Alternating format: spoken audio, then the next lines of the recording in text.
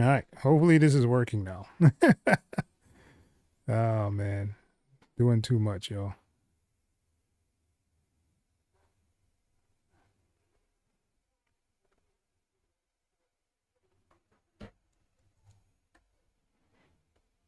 All right, and go here, chat.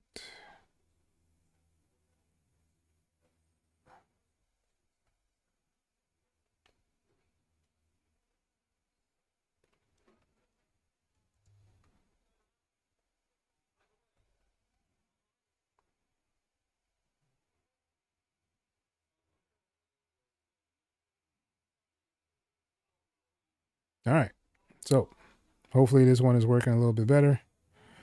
Kind of see as it goes along. All right, that looks better. All right. This came on here to cook up a little bit. Nothing really special going on, just putting in some work.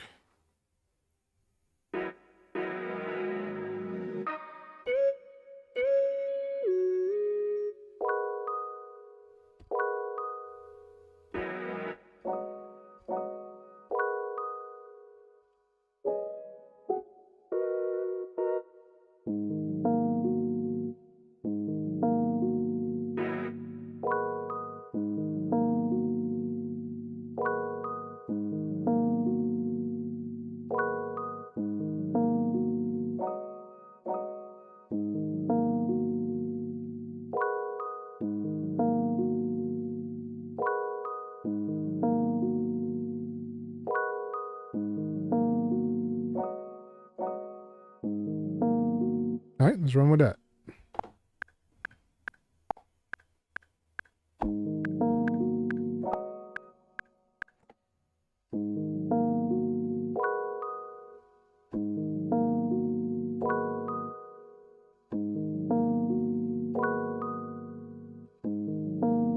All right, let's try that again. Undo.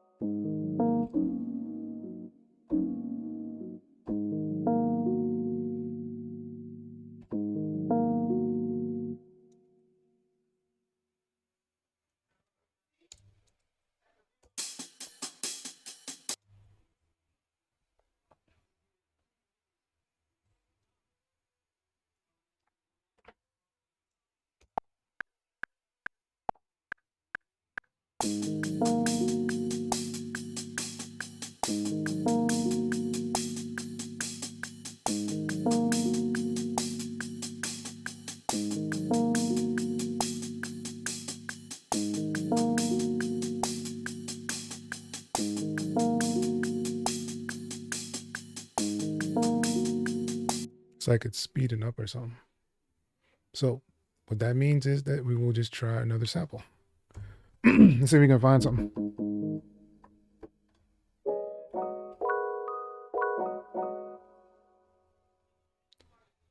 Let's see if we can find something else.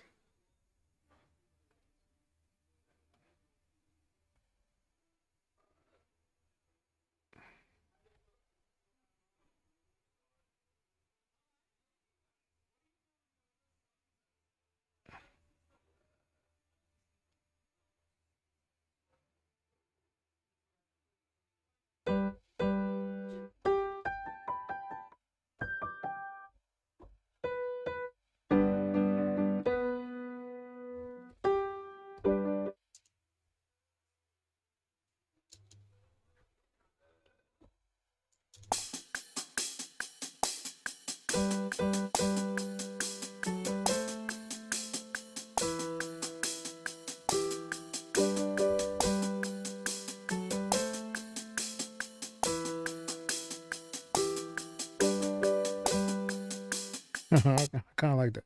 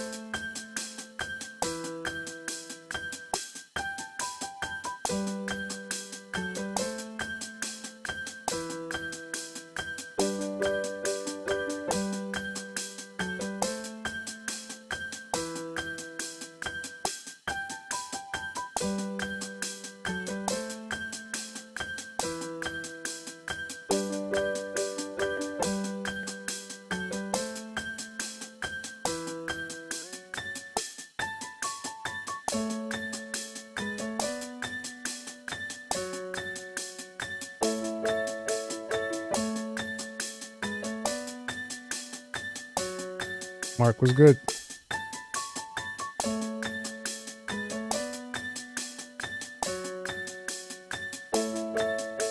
Yes, we are in Reaper tonight.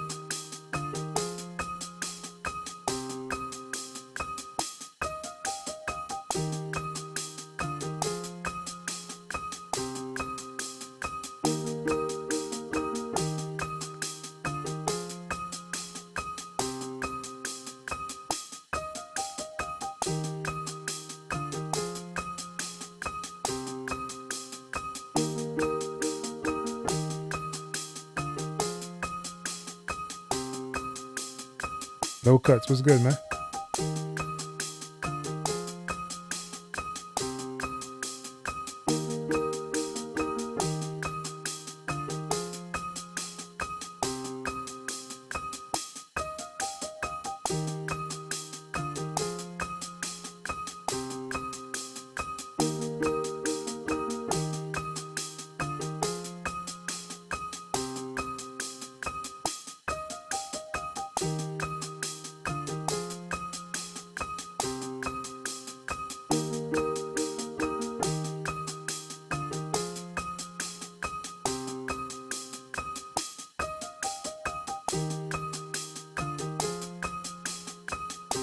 The white borders.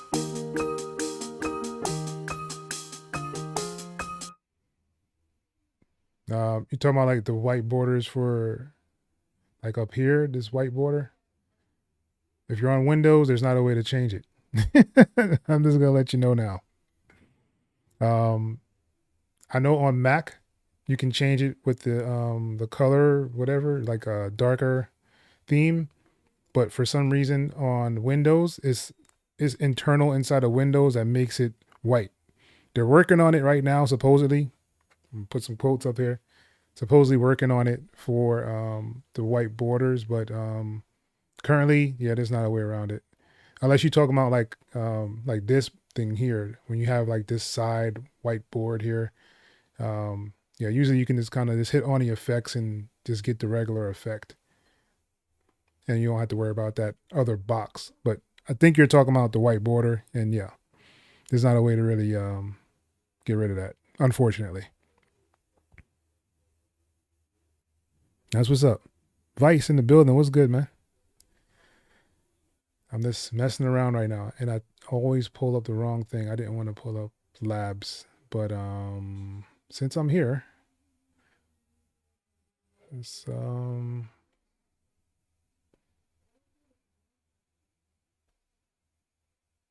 do a string ensemble.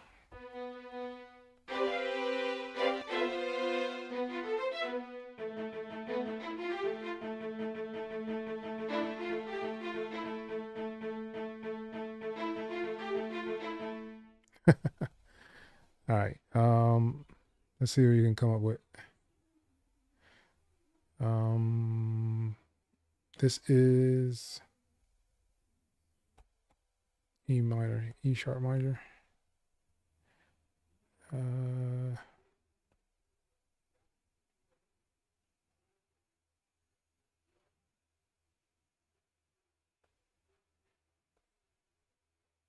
in major, right? Yeah, that was major. Yeah, it's in major. All right. A cool thing that I did find out about Reaper is you can use this snap to key, right? And you can use this as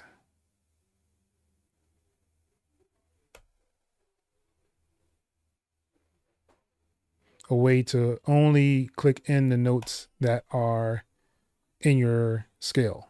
So Reaper does have an option to snap to key, is what it's called. So no matter what key I press, I'm going to be in scale. So it's called MIDI snap to key. If you're looking for it, it's a JS plugin, so it's native to Reaper.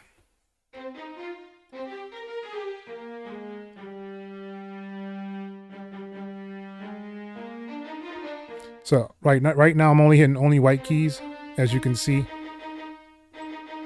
It's hitting the dark key down here. So I'm only hitting white keys. So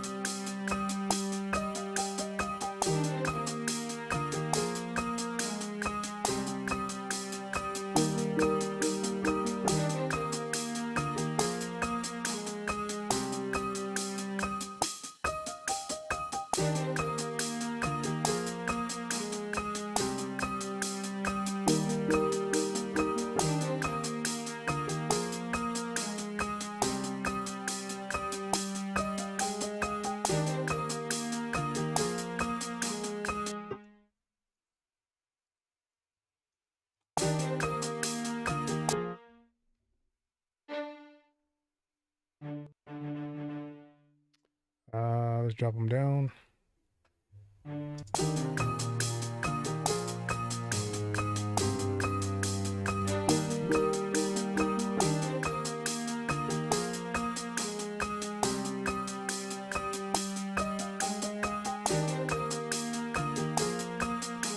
I'm just trying to just be creative right now, not really for sync or anything. Just sometimes I like to come into the DAW and just kind of experiment sometimes, just to kind of see what I can kind of get.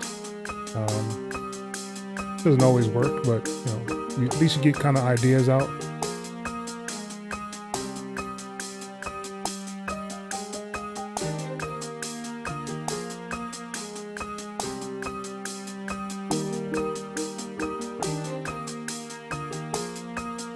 The big white border on the side, yeah. But usually if you just hit on the effects, if you just hit on the regular effects, I think that's when it pops up on there with the white box. See, the white box comes around it. But if I just hit on, like, I have effect lanes, I guess that's what these are called. So if I hit on here, it's just gonna pull up the VST. It's not gonna pull up the effects side of it. I hope that makes sense.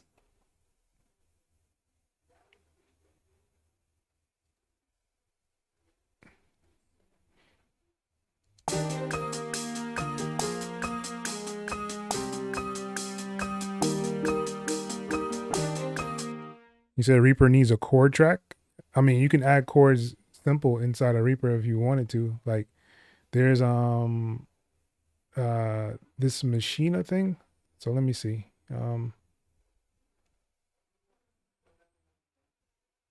was gonna go a good old keyscape here. All right, so we have keyscape, right? And let's say you wanted to kind of make chords for this thing. Like, you have this thing here. Of course, it will pop up on the screen. But yeah, if you watch my MIDI piano roll video, I kind of go over this in there. So you can actually generate like random chords and stuff like that. So we want it to be, let's say D sharp, right? And let's do minor.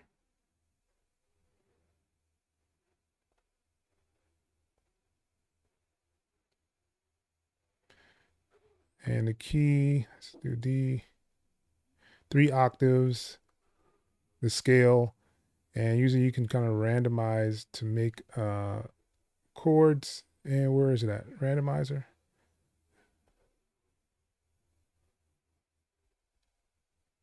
Now, I have not used this in a very long time, just because I like to use ripcord.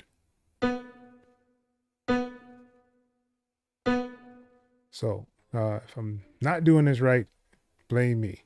All right. So I'm probably on the wrong one. Sequencer, maybe. There we go. So it's generating something. I don't remember all the steps in making stuff in here, just because, like I said, I haven't used it in a while.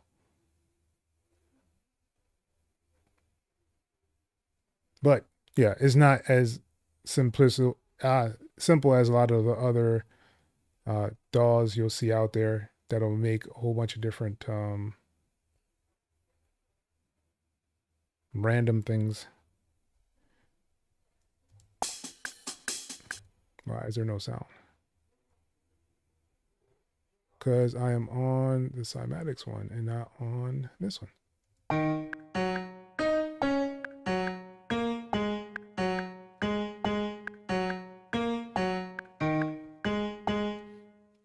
It's funny is that'll probably even work.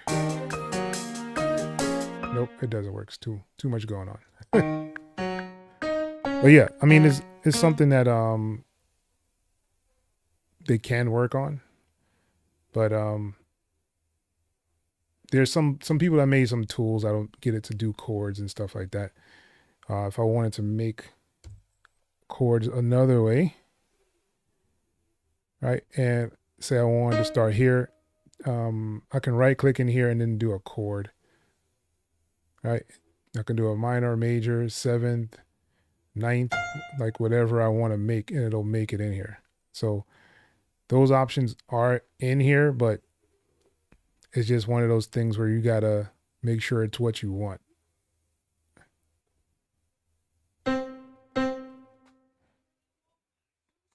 So if I wanted to go here and then go make another chord, let's say we do a sixth, right? So you can do that in here. It's not that hard to do. They also have another chord thing that's really, really dope. I can't use it in this one because of my setup, but it'll randomly make chords. And if you give me a minute, I'll probably pull it up and kind of show you guys what I'm talking about. Maybe. We'll see what happens.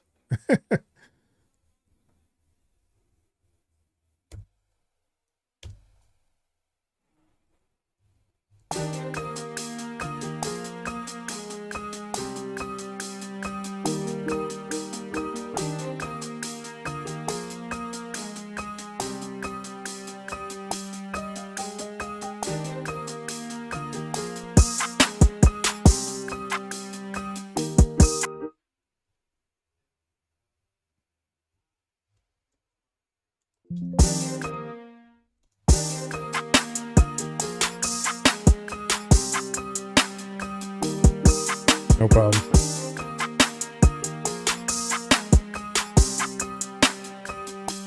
Good old scalar.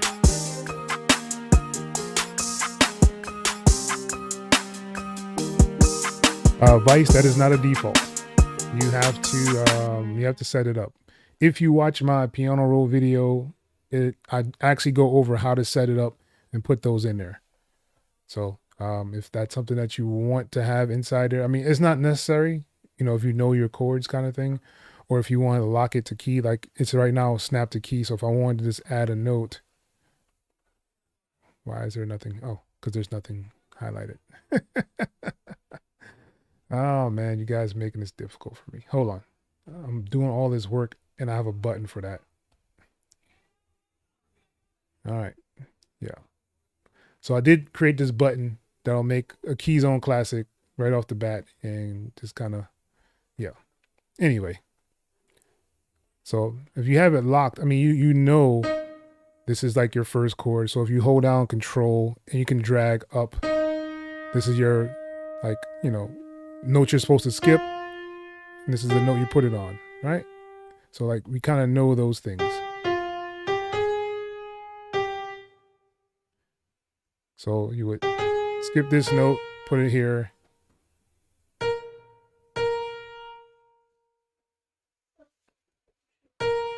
Skip this note, put it here, right? So we know like those kind of things when we're making a chord. You know, and then you can always do your inversions. Click on this Alt number 8 on your keyboard, bring it up. But I mean, it's just mattering. It just matters what your bass notes are, really, at least to me. If you can get a good bass note going, then your beat is going to sound dope. That's the way I see it. So like,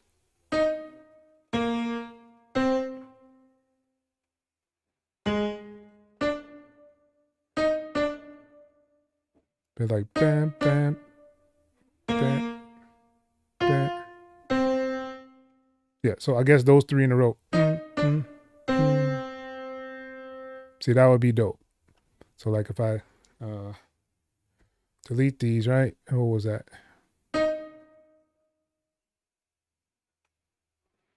And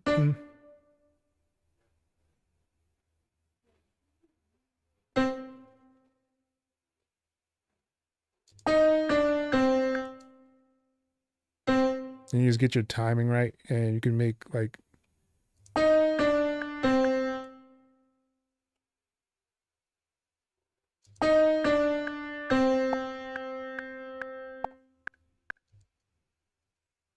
and you can even just, you know, extend that out if you wanted to.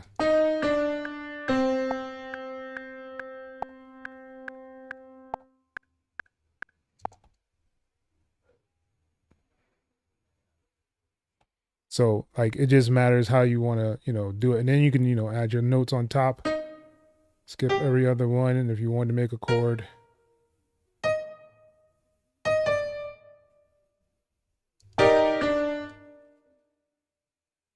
this note, skip that note, put a note here, note there, and note here.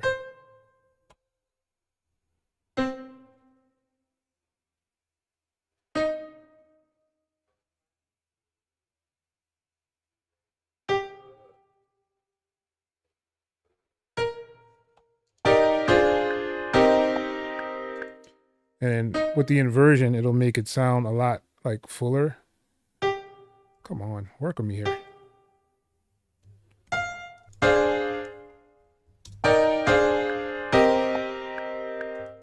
And you can always bring stuff up and down, like if you wanted to do like inversion for these. And let's say we bring these down. And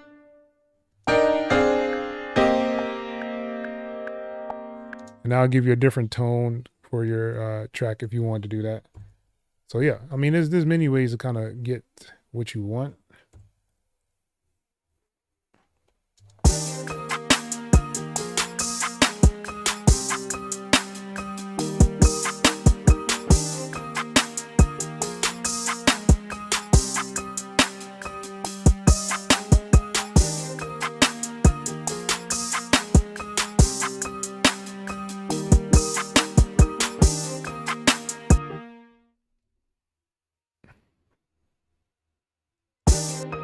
Done.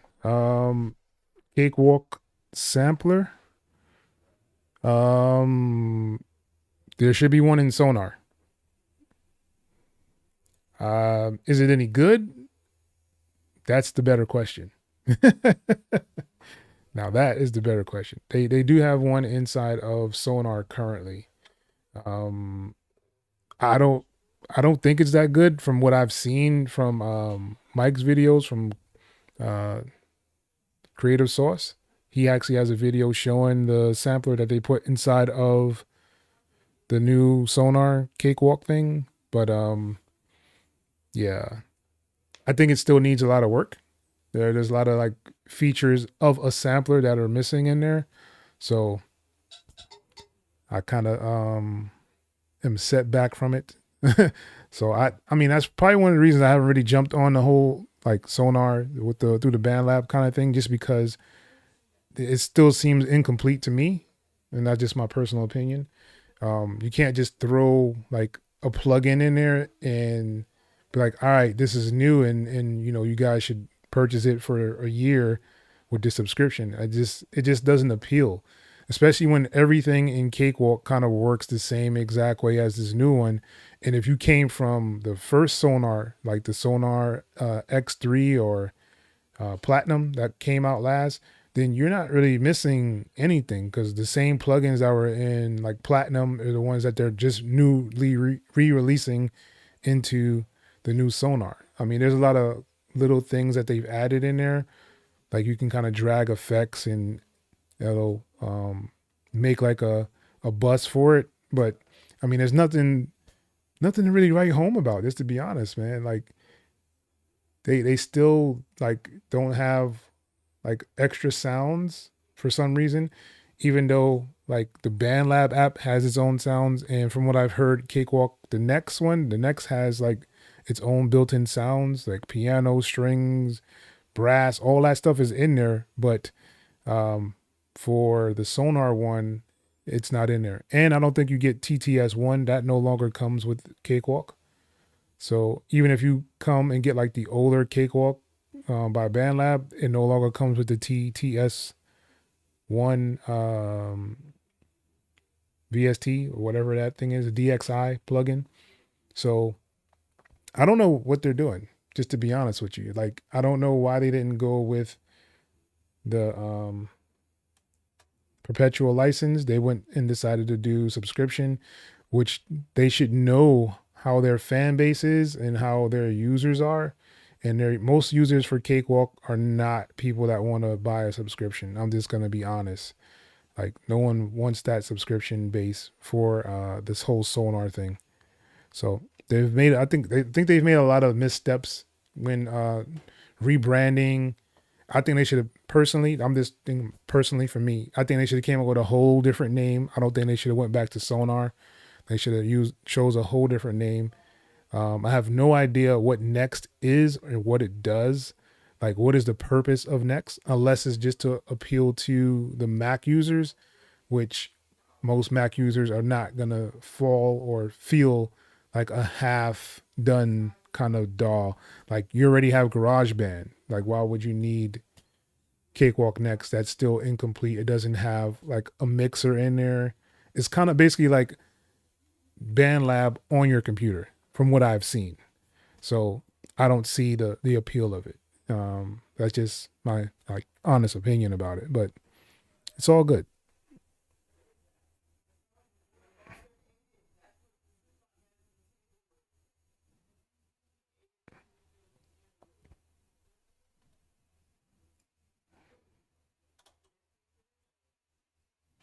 It says MK3.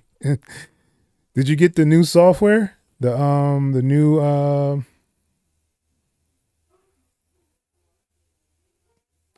if you have an MK3, are you saying like the complete MK3 or you have another MK3? NPCs are cool, man. I like NPCs. I just think they're so limited nowadays, especially when you have DAWs that do kind of the same thing that you can do inside an NPC, and all you just need is like some kind of pads or a keyboard to kind of make that get that feel back. So I mean, it's very interesting the day and age that we're in, man.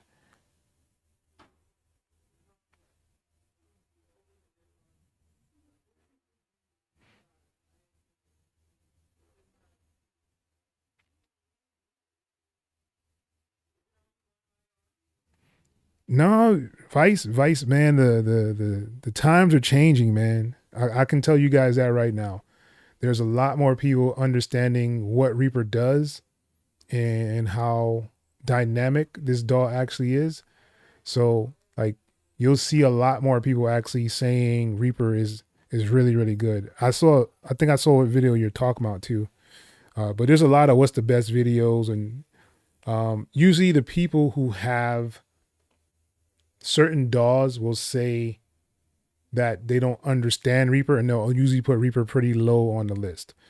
The people who actually use like Pro Tools and have come over to Reaper, they'll usually put Reaper a little bit higher. Or if you come from like Studio One, most people that are using Studio One will put Reaper pretty high just because they understand what it actually does.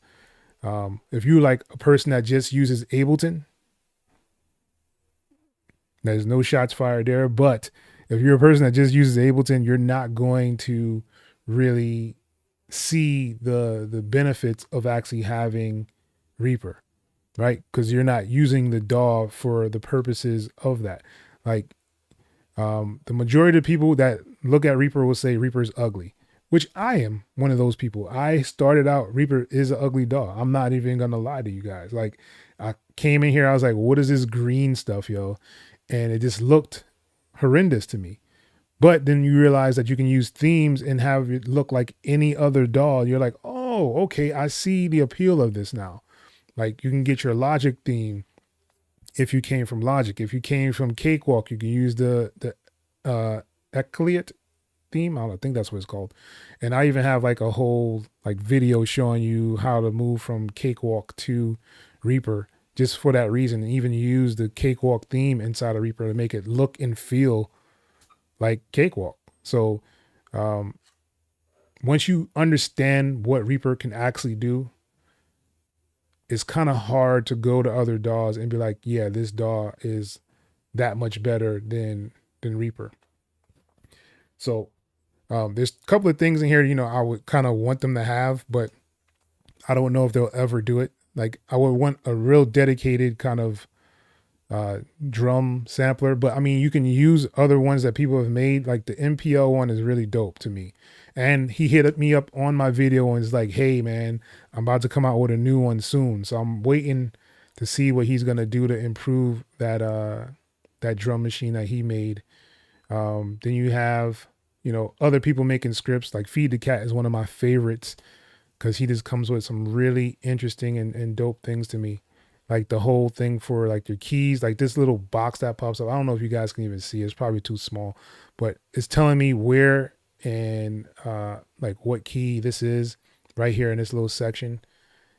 And that's just a plugin that he made. Like it's just super dope, yo. And he made this one here where you can kind of lock your notes, which it looks like Cubase just kind of took this as well. The new Cubase actually has this function in it now where you can kind of lock your samples into a note, which is really dope. I always thought this was dope in Reaper because he made this script, right? They added a couple of different things for their sampler as well. I think they did a good job at it. I haven't used it personally myself, but I don't understand how they jumped from 13 to 14 so quick. I think, didn't they 13 come out last year? I could have swore it came out last year, yo. So you went from 13 straight to 14 the next year, trying to get those Black Friday sales. I don't know what these companies are doing, man. It's so baffling to me. Uh,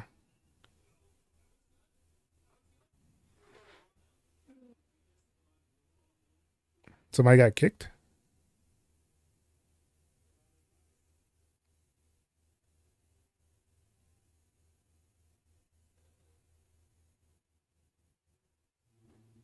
Oh, I don't know.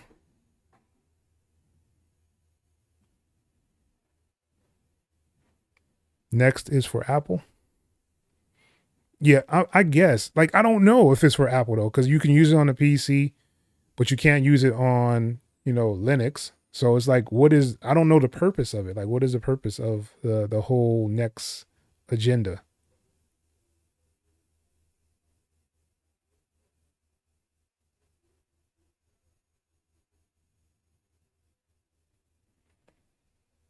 You haven't updated the MPC either. Are you gonna use the new MPC setup? I think they changed some things in here that things on there that'll offend a lot of people who've been using it for so long. Um, and it's kind of hard to evolve if you don't change. And I think the NPCs are going through that phase right now, especially with this 3.0 update. I think they're gonna have some issues with some of their users, kind of getting that going.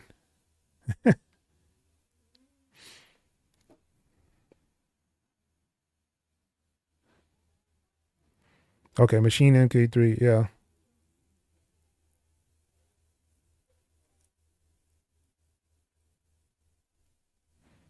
Oh, you're doing a lot of work. Yeah, you're doing a lot of work there, buddy.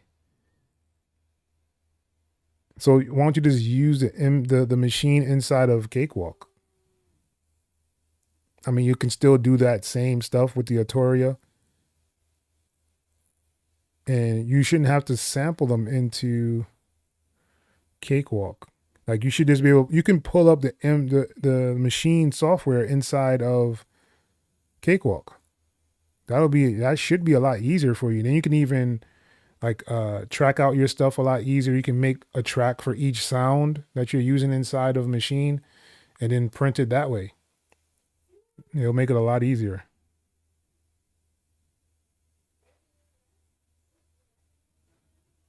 Tool animations.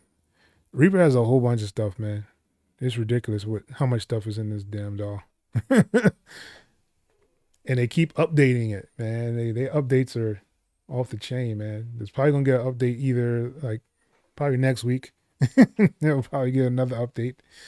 But I'm waiting for them to get rid of the white stuff and have a pure dark mode.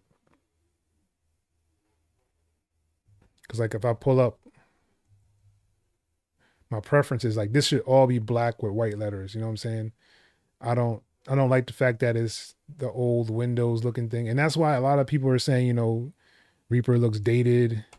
It doesn't look sharp or clean and all that stuff. It's because you can't really do a dark mode with it like you want to.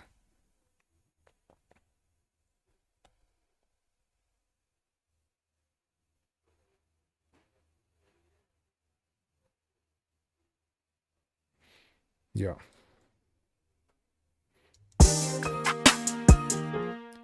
And I really now don't like this beat at all.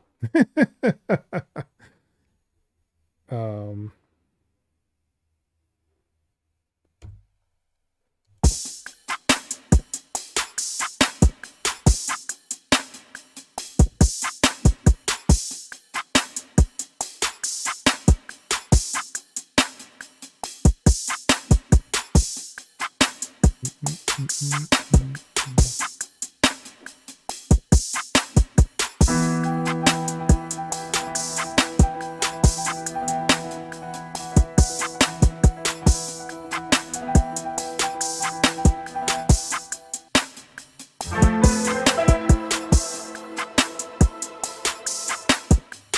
oh, that's pretty dope.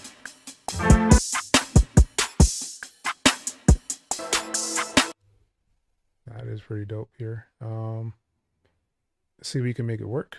I'm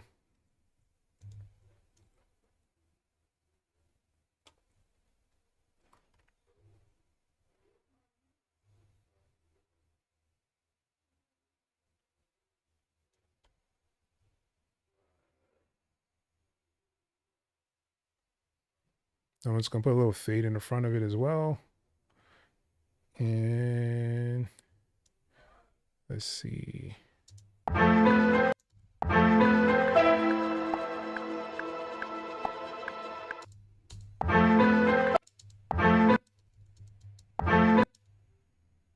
Maybe.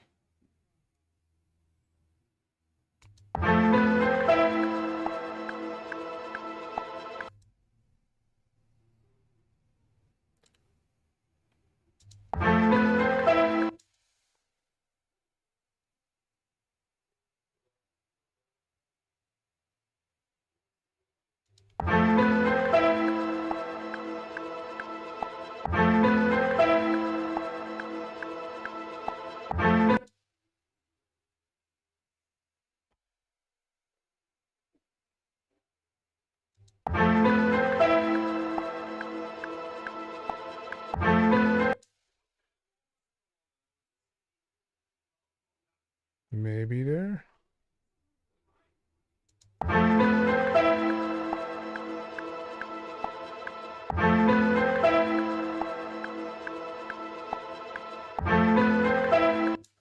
I think I like that. Let's bring it back. Maybe I want to stretch it out. Let's stretch it out. So.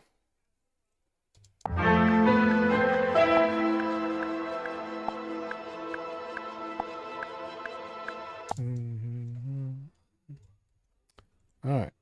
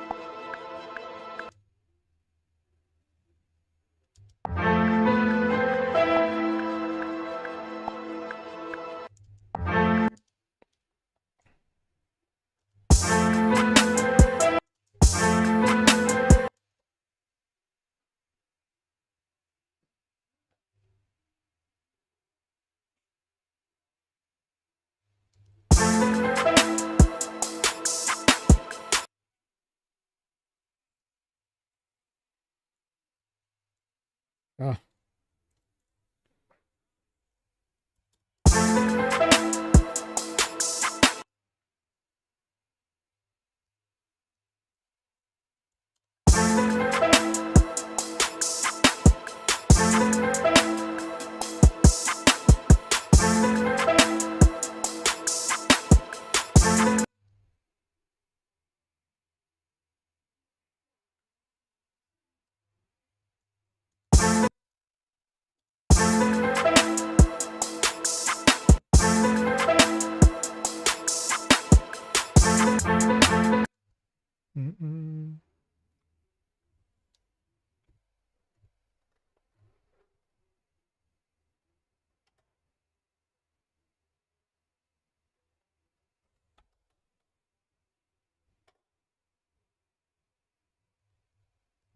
Maybe.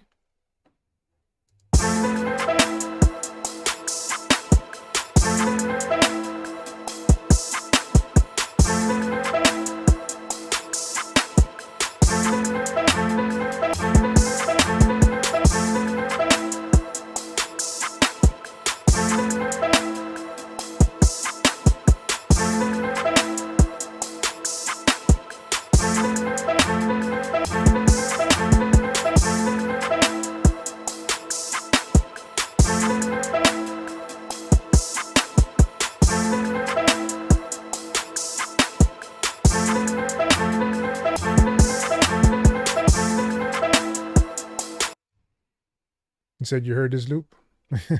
That's what's up. Hi, Vice.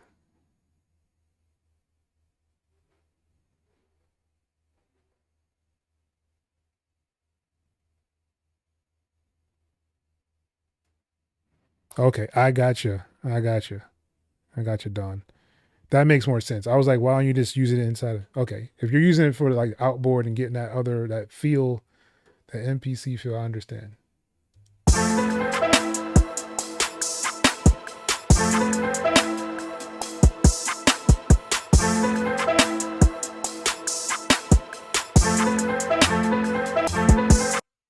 And it's like, I want to stretch the sample. So let's see if we can fix this. I want to warp it. So let's go here. And I want to put something here, I think.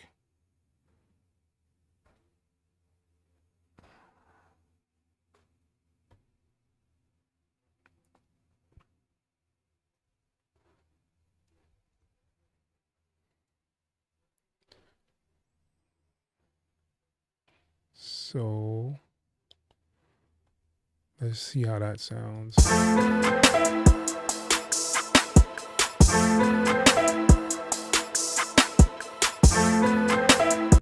Maybe one more here, right?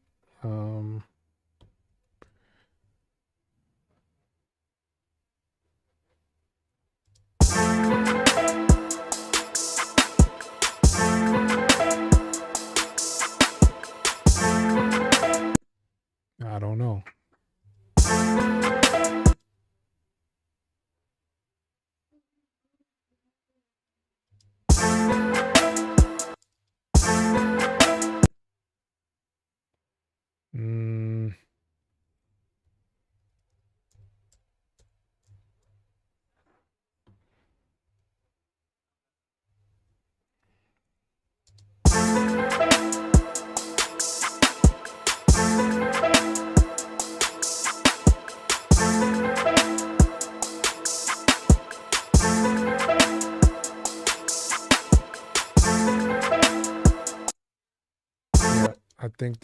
I think the slices were right. It just doesn't feel right to me, you know?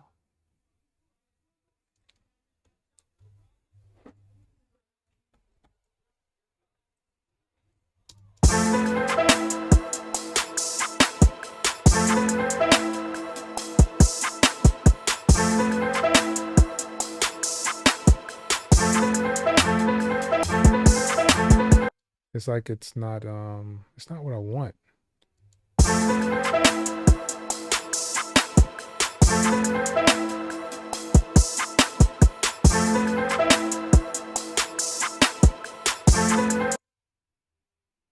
Maybe if I just cut off that last piece and have a space. Maybe.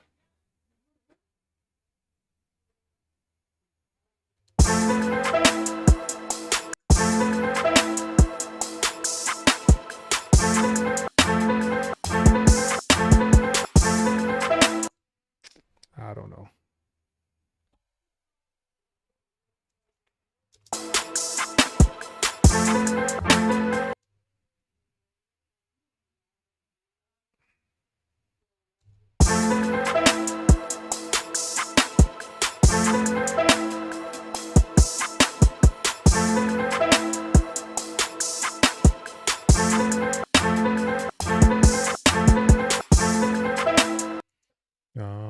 Let's add some stuff on here.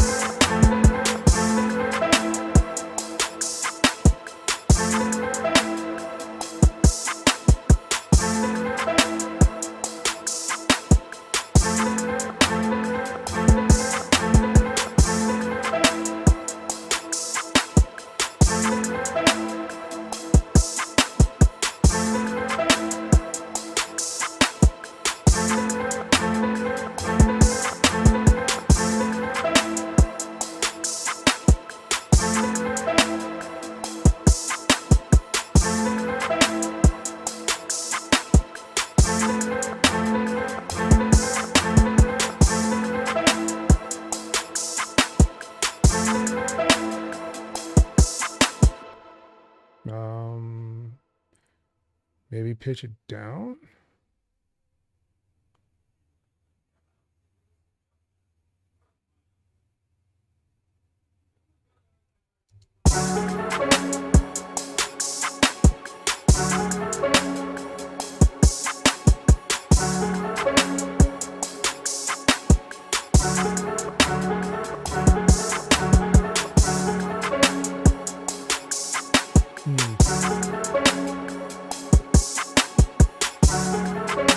Let's slow it down some.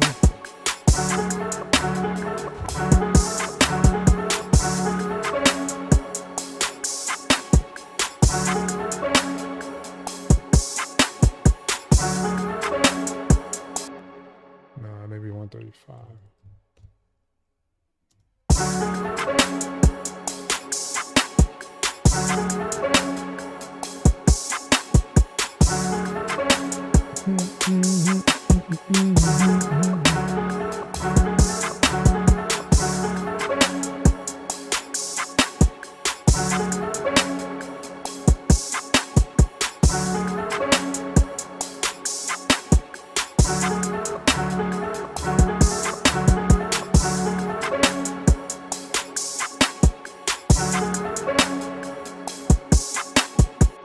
I don't know. Maybe faster.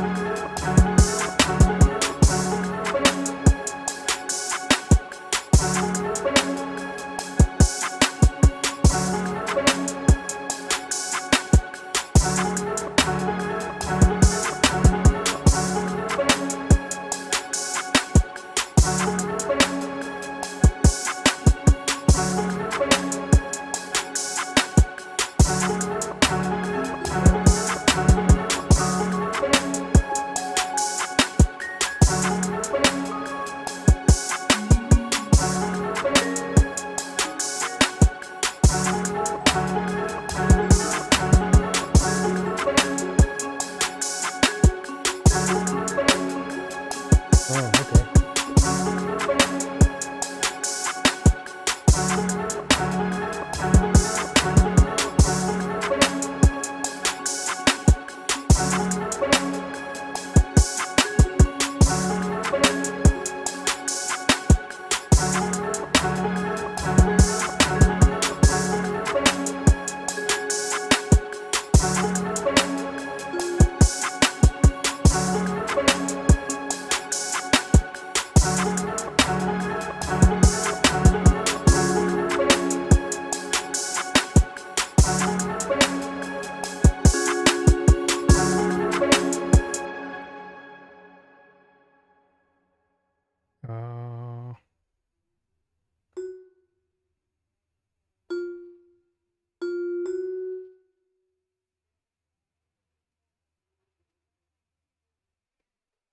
Uh, let's try to add one here. So basically, I'm gonna make like a ARP and then kind of just have it to where these will do a little bit more. I think that should be fine.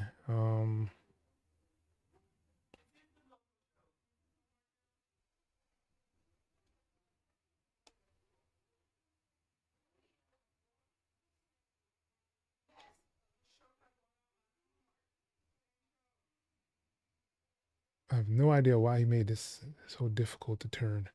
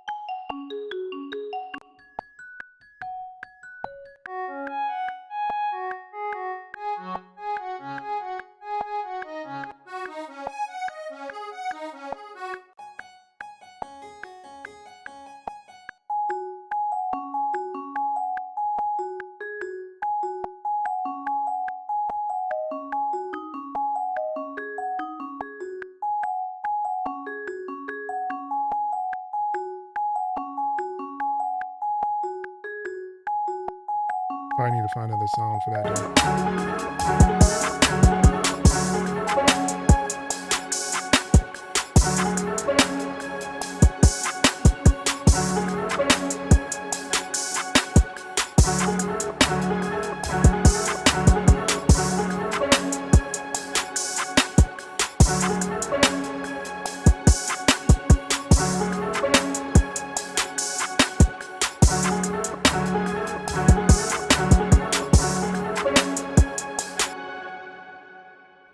You know what? I'm gonna change these up. Let's do this. And let's do this.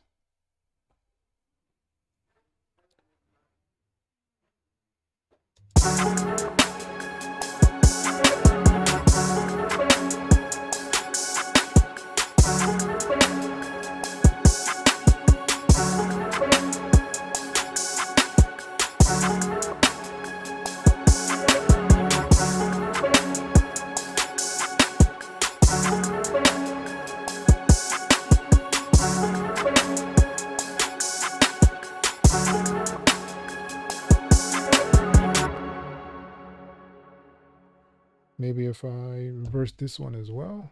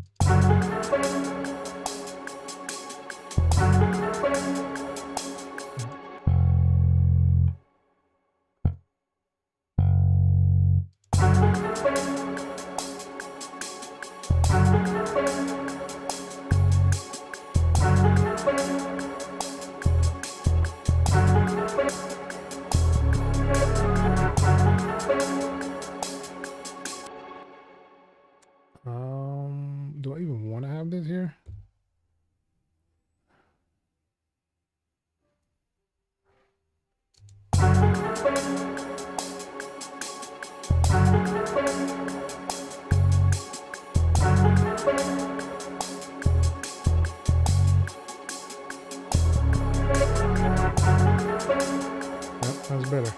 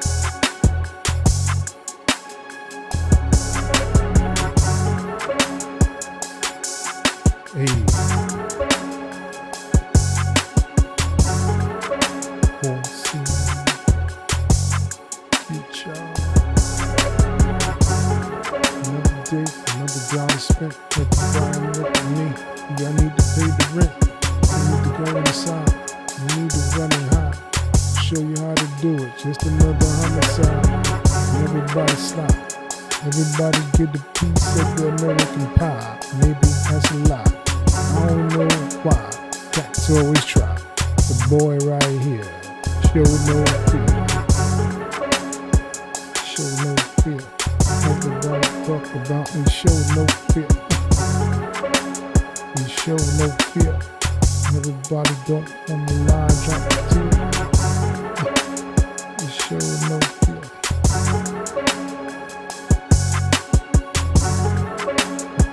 Show no fear. Everybody trying to drop a tear. We show no fear. What we supposed to be scared of.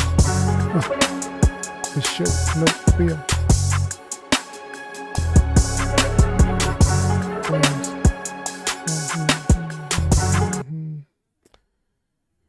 Yes, sir. I think I like that. I'll probably use this for something. Just to be honest, I kind of like that.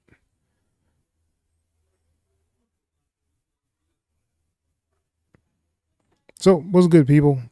We about to jump off here. Family probably wants me to get them something to eat. Everybody's probably hungry.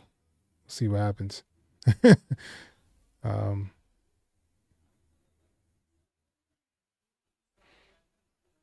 was working on this track earlier.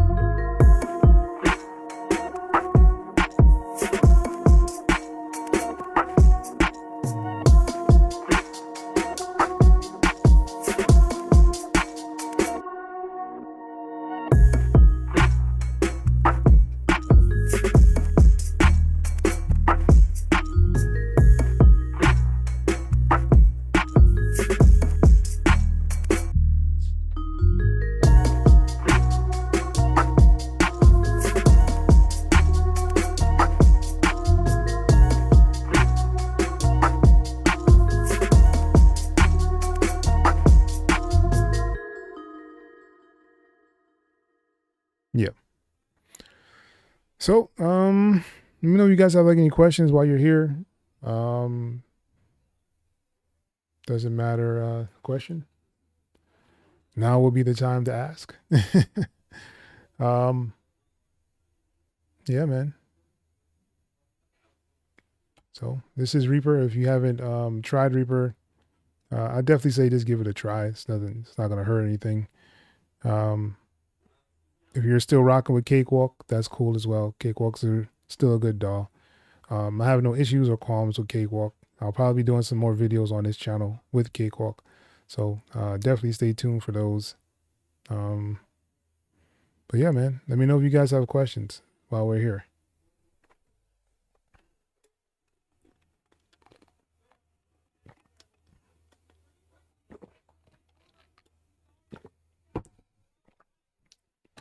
Whether that be Cakewalk question or Reaper question, traction waveform question.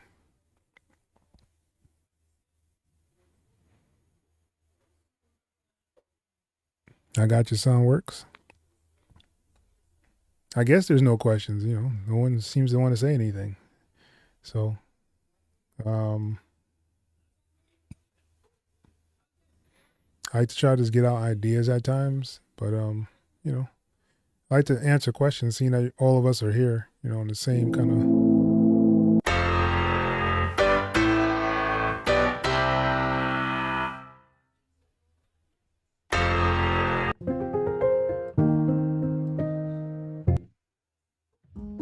I did not do that.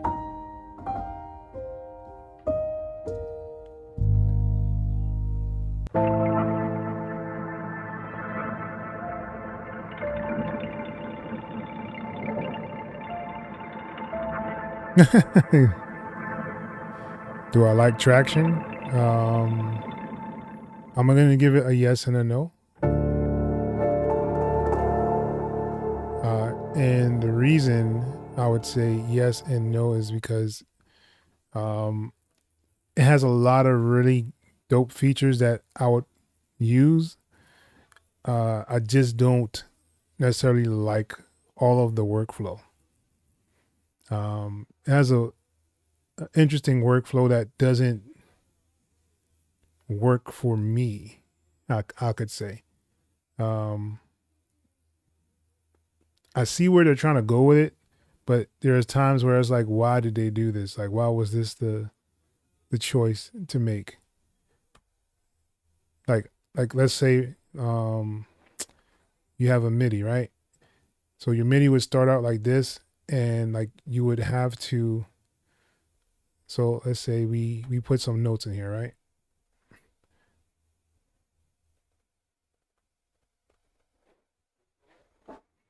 And let's say I wanted to stretch these out. And Reaper, if you grab them, what is it, Alt?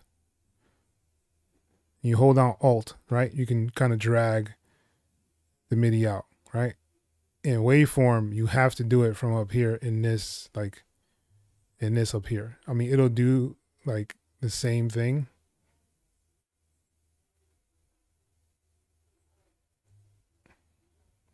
But it's just so weird. Like, I don't know why they did it that way.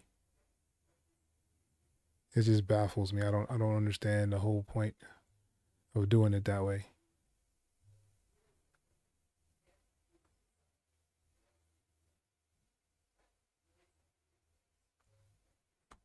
So yeah, so like you would have to do it from up here in waveform to kind of shrink the MIDI, kind of like it is doing right now. And I didn't understand it. I was like, why did they do that?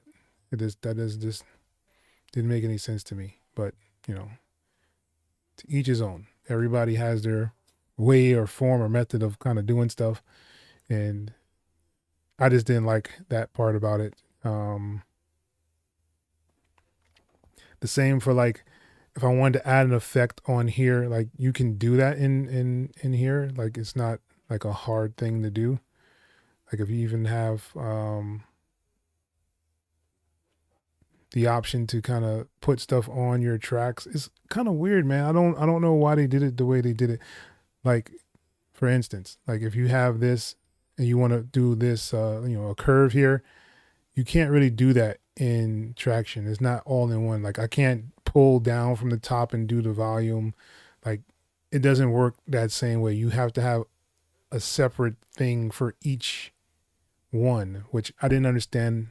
I didn't understand why they did it that way. But like I said, everybody has their own way of, I guess, working and finding a workflow for their DAW. I just didn't find it very intuitive.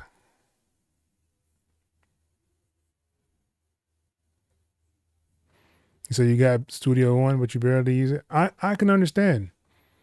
Um, I think you said earlier you use Cakewalk. That would probably be it because like Cakewalk is easy to use, man. Like I don't understand what people don't understand about that part about it. Like Cakewalk is super easy to use. It's not brain surgery or anything like that. It's kind of laid out for you perfectly.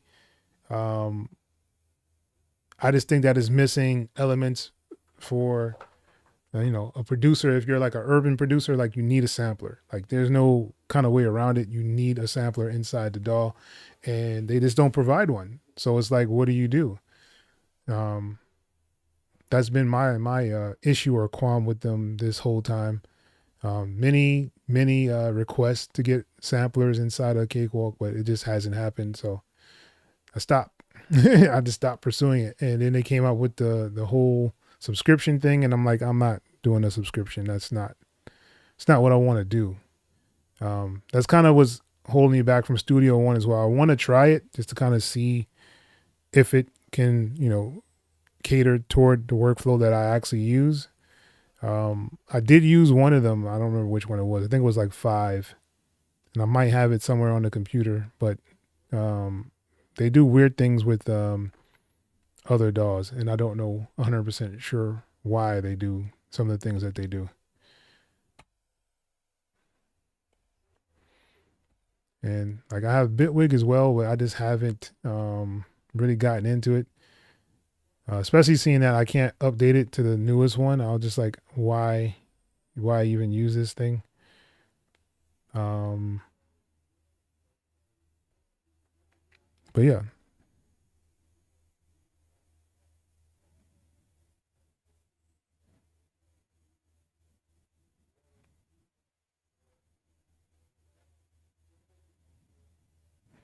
yeah. Ah, there's a new update. What is the update?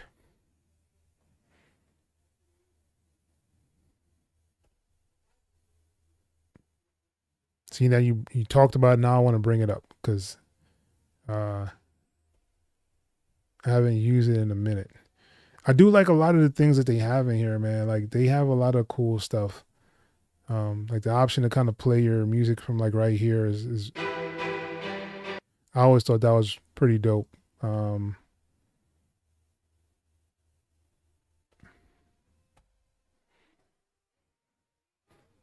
and the fact that they make you do a project is kind of interesting as well. But my usually my issues is just like little stuff. It's not anything major um, with the door. I don't like the fact that I have to like either hit the plus sign over here or kind of drag stuff all the way to this side for it to go over here. I didn't understand that part about it. I was like, why'd they do that? So if I do analog lab, you see like you can't double click it to, add it. And I don't think you can just drop it here. So you gotta like drag it.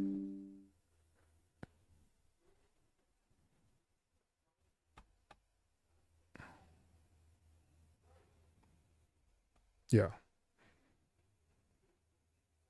So that's the part that I don't necessarily like about it. Like I'm so used to having stuff on one side, so you don't have to go back and forth. So like Ableton, everything is on the right hand side. In most other DAWs, everything is right here on the left hand side, but they have you use both sides, which I don't understand why they did it that way. It just to me doesn't make sense. And then I got to click over here to kind of get it to go to MIDI, right? So I can use my controller. Then I got to arm it so you can hear it. So it's like that's like what 6 steps right there for no reason. Like why would they do that?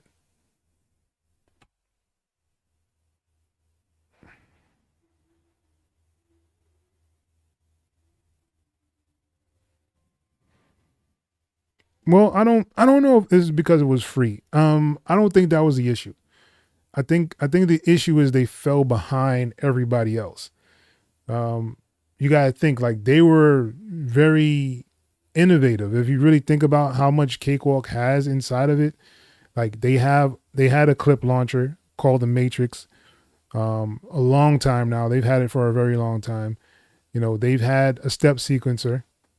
So like all the things that you kind of would want in a DAW, they kind of had. The only thing that was missing was an actual like sampler and kind of drum machine inside of the DAW, which every other DAW started, adding to it. So you look at Ableton, they have the drum machine, they have samplers, multiple samplers. See what I'm saying? Like they have more than one sampler. The warping inside of Cakewalk is not as good as a lot of other DAWs. I have no idea why. Um, but yeah, mostly like if you're doing urban music, the sampler part, that was what was killing them, man. I think personally, and I've done many videos on this channel, as you guys can see. So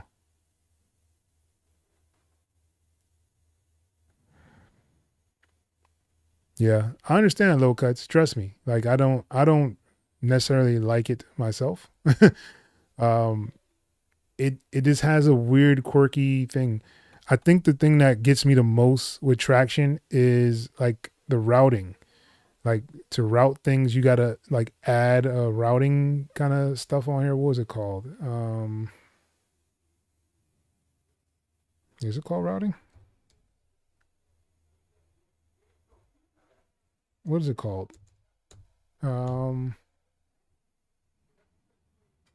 Damn it. Let's see. I think I used it in a recent. So what is it called? The aux. There you go. Aux send is what you have to do in here to do like make a bus. And I don't understand why they did that. Like it just kind of defeats the purpose of kind of having everything in one area. Like I didn't understand that. And another thing I didn't like was like if I recorded something, I can't just bring it down to another track. So let's see. If I go audio input, right?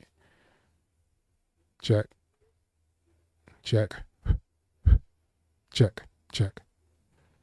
All right. So I record something. Hello, hello, hello. What are you doing? Hello, hello, hello. What are you doing? And why did it not record? Because I didn't have it armed. See what I'm saying?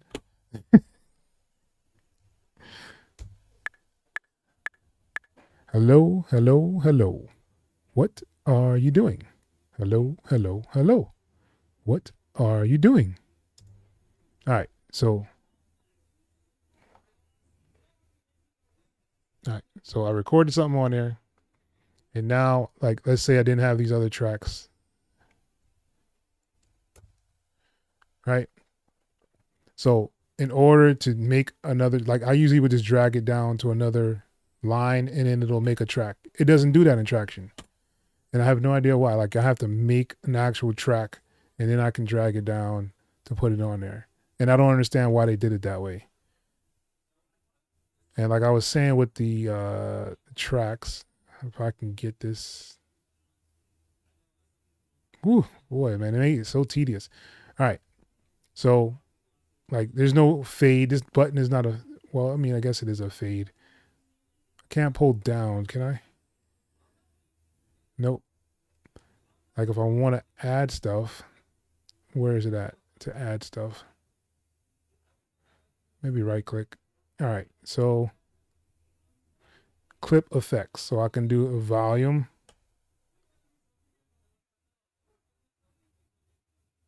Why is it taking so long? Oh, sorry, volume. All right, so now this track is dedicated only to volume. The fader that was on here is no longer there. So I got my volume here, right? And now I have to hit this plus sign if I want to add fade in and fade out. But it makes it down here for the fade in and fade out. So this is the track for my fading. This is my track for my volume. And I'm like, why did they do that? That is this this is not a good workflow. I don't see how you can really work that great like this. And I guess you can combine them after that. Do you group it? Is it control group? No, that's not what you want to do. What is it at? Ungroup, right? Um,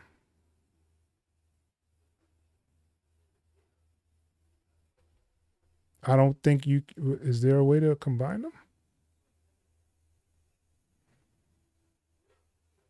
Create linked clip. Yeah. See what I'm saying? Like, why? Why is this like this, yo? I didn't understand why they did it this way. And if you want to add another one, you come over here, you add one. And if you want to do like add a plugin or reverse, um,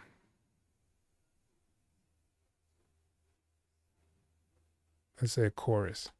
So now this has a chorus on it. This has my phase and this has my volume. Why? Why would you do that? I don't get it. Maybe somebody else can explain it to me, but and then how do you combine all of them?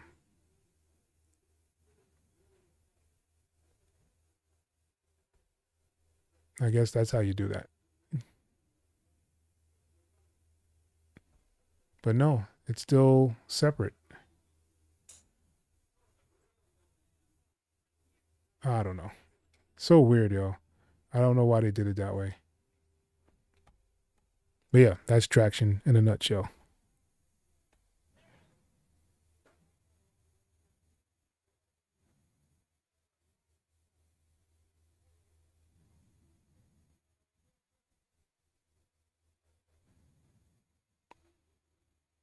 Yeah, definitely moving backwards.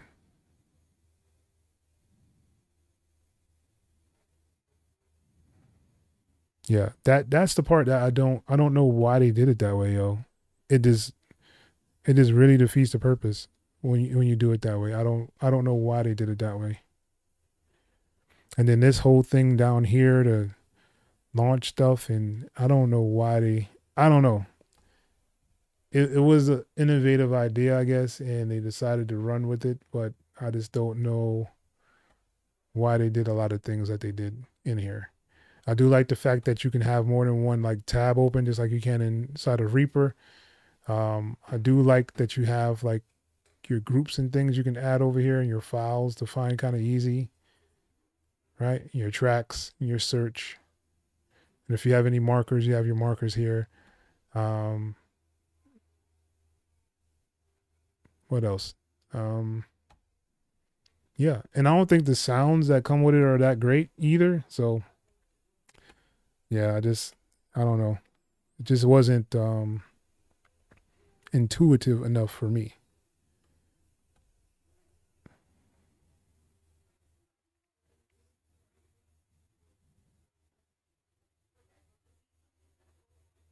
Linux, I don't know. I've actually never used a Linux computer.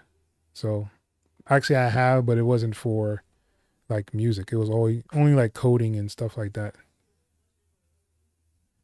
So good old cakewalk. Just gotta love it, man. Just loads everything. And if you do want to get this theme, I should have it below in the description. This is my dark theme. Cakewalk. How the mighty have fallen, y'all. And I think they have like some really good things going for it. I don't like their search. Their search is pretty crappy to me, but you know, that's just my opinion. I don't like the fact that it takes so long to find stuff. If you're actually doing like the search on here. So like all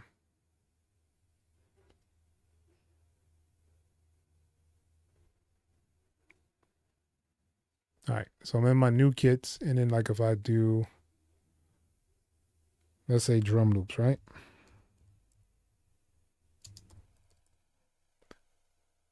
And it didn't even let me finish typing the stuff out. It's trying to search just for drum now. It's like, why, yo? And it's gonna take forever. See the little hourglass? The hourglass is gonna keep spinning, man. That's the part I don't like.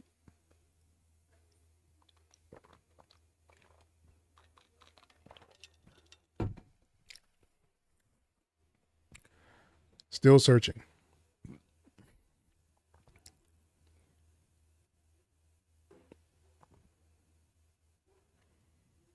Utterly ridiculous, man.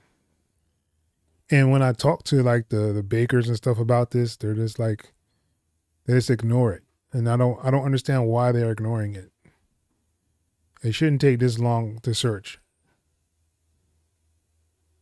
Even though I have a whole bunch of different drum kits and things like that in there. In Reaper, this would have been up already. Hands down. Traction is kind of the same way. Traction has that slow search in there, and I don't know why.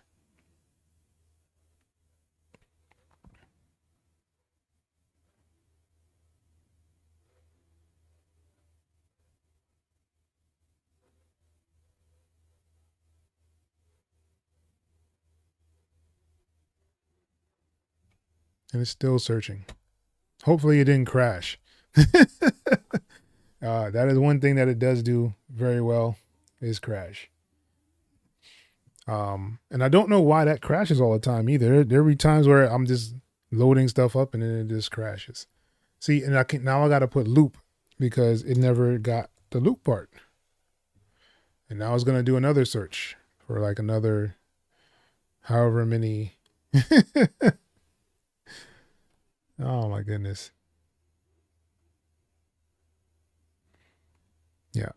So these are the things that bother me about Cakewalk. And I try to find ways around it, but just think if I'm actually working, and I just want to have a drum loop that I can find and throw inside of the beat.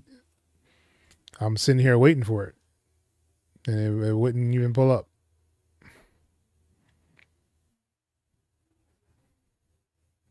And by this time, you'll lose like your spark and your idea. It's like, why, yo? Why do I have to do this? My goodness. Yes, I have many, many drum kits.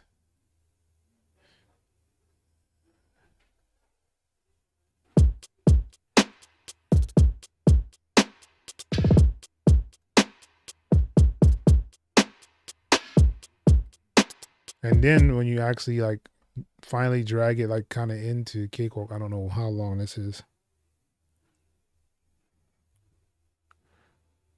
All right, so this is what? It's too long. So you hold down Control and Shift, and you should be able to grab it and drag it back some. Right?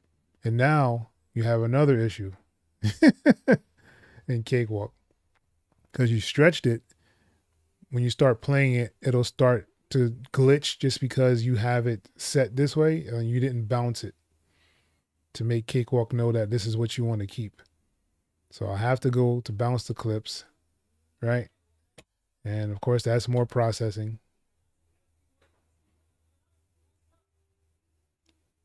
Goodness gracious, yo. All right. And now it finally finished that.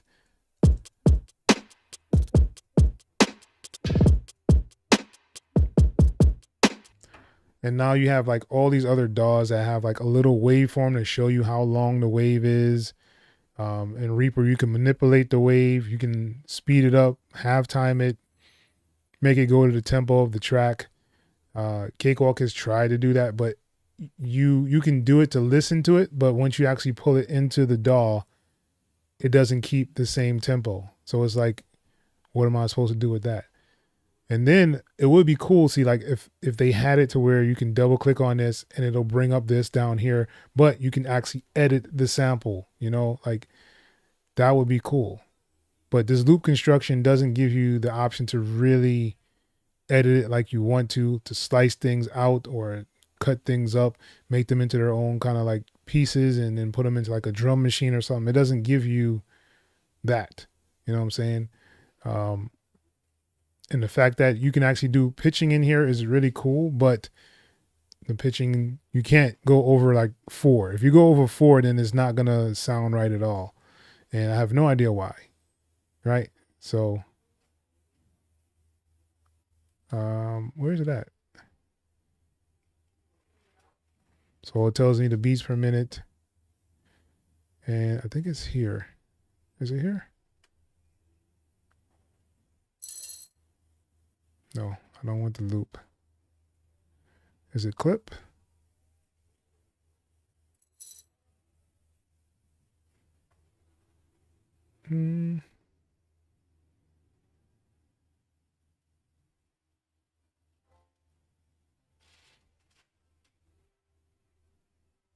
I don't remember where it is. Goes to show how much I go in here. Ah, there it goes. Pitch envelope. So it does have a pitch envelope. I guess I can turn on this loop. So you have to have the loop enabled and for it to actually do it. And I just don't understand, man. I don't understand why they did like this. Could be like where you warp, just like in Ableton, like, you know, you warp your samples and stuff like that. Like if you click on loop, right, and you are able to like actually warp this stuff, that'd be super dope. Like if this would actually move and warp, but it doesn't. It doesn't do any of that. You know what I'm saying? And then you have what is this? Is this the volume? Oh, sorry. So this is the pitch. So you can pitch up certain things. So if I pitch this up, right? Now play this back. Right?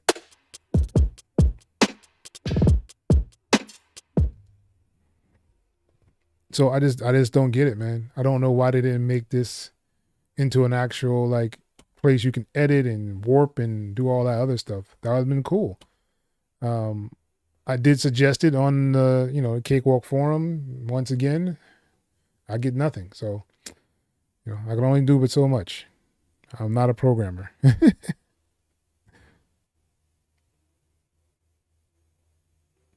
Yeah, Cakewalk is great, man, for free.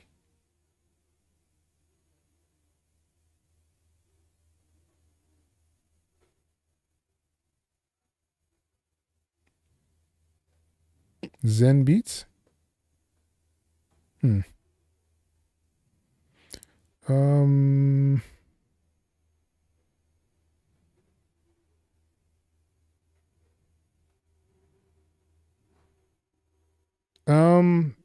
what actually keeps me at Cakewalk is simplicity, for one.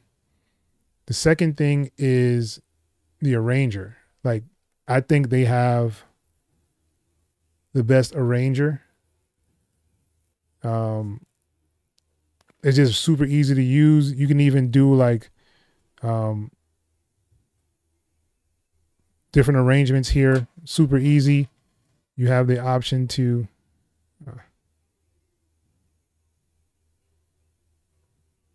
where is it at? Did they take it away? There used to be like an option to kind of just bounce it like, oh, there it goes. Export as audio. So whatever you have in the arrangement down here, you can just bounce it as an audio file and it'll go out. So you don't have to commit to whatever you did. You just have to have it in here and you'll be able to play it and move it around. I think that was really, really dope. I do like the fact that Cakewalk does have like a combined instrument, is what I call it. So let's say I do strings, right? The SI strings. Why is it playing?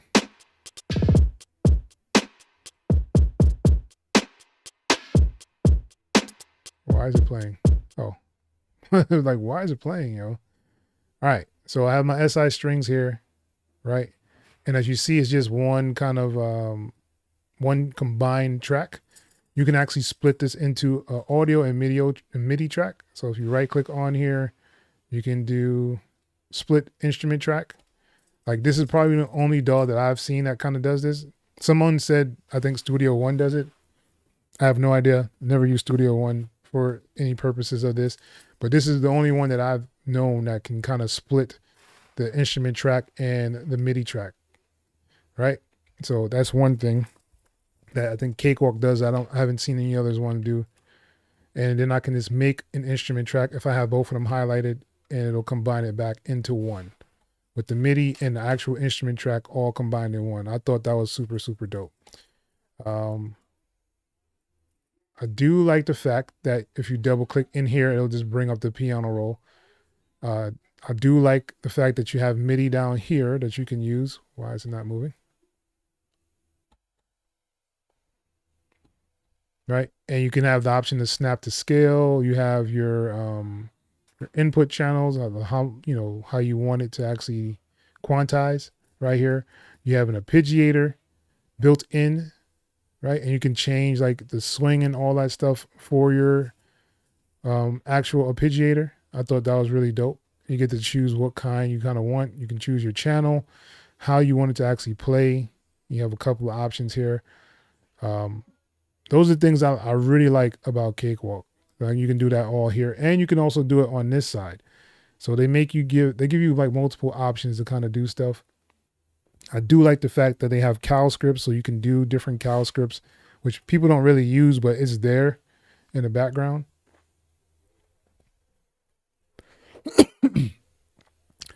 And the reason I really like Cakewalk is the Pro channel. Like I know people will say they don't like the Pro channel. They can say that all they want. I think the Pro channel is amazing. I really like the Pro channel, man. Like it just makes sense. Why is it not pulling up?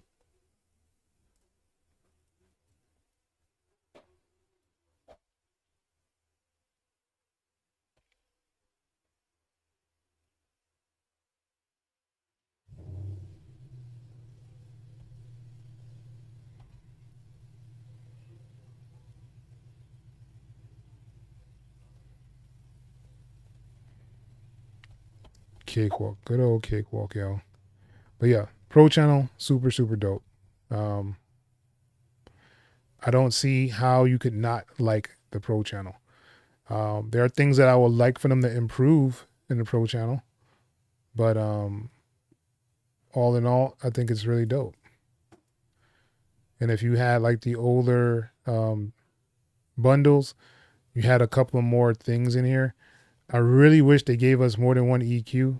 That was one of my biggest gripes about the Pro channel, and I expressed it several times on the forum. And once again, no one listens to X.E.L, so it's all good.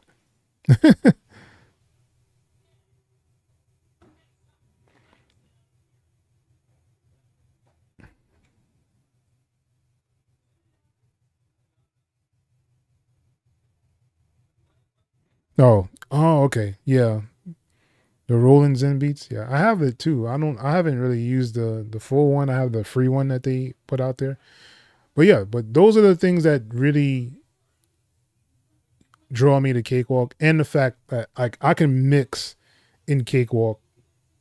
Like this is like one of my favorite things to mix in, just because I know where my buses are, and I can just make my buses and have all my tracks on the other side and not really worry about, where things are.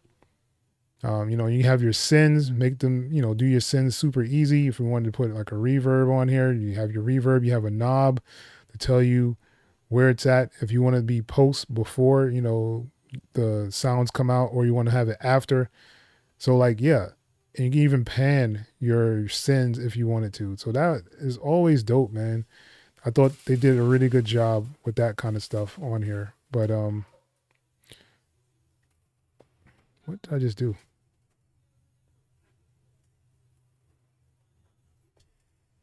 So yeah, so I think they did a good job with that. I do like the effects on here as well. Cakewalk has some really slept on effects, man. I think the reverb for Cakewalk is really, really good, man. And nobody ever really talks about it. This reverb, where did it go? Is that the top or the bottom? This reverb is super dope, man. And I don't know why people don't really use it. It has a lot of really cool sounds and that you can, or effects that you can actually use for reverb inside of it. But I don't really see people using it. I use it when I'm in Cakewalk. I'm actually going to be doing a video from scratch, kind of showing you guys how to make a beat in here. I'm only going to be using the SI instruments, so no other instruments but SI instruments, no other plugins but Cakewalk plugins. So that'll be Cakewalk compressors, mixing, everything is done in Cakewalk, and I'll even provide the CWP file for you guys so you can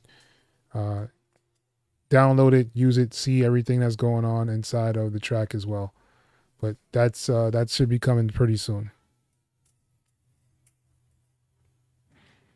He said Studio One's a new champ now. I don't know. I don't know if Studio One's a new champ. I can't call it. I do like a lot of the features that are in Studio One. I like the stem separation. I think that's something that, you know, other DAWs should get. I can give Cakewalk a whole layout of what they should actually do, but it's up to them to actually do it. You know what I'm saying? Like the sonar thing is cool. I do like the fact that they did add some kind of sampler inside there, but I heard the sampler is just, or for what I've seen, I haven't seen that the sampler is that great.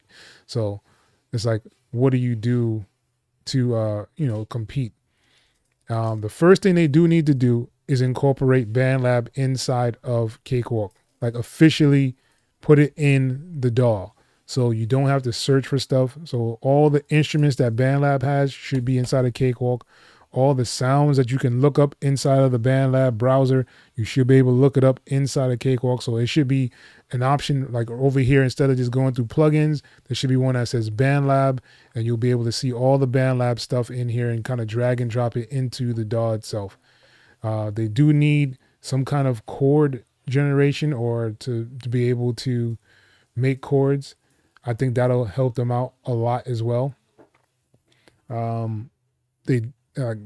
can't stress enough how much they need a sampler, and they need some kind of drum machine. So when you chop up the samples, you can put it inside the drum machine and actually use the drum machine like you would an MPC or a machine to make beats in.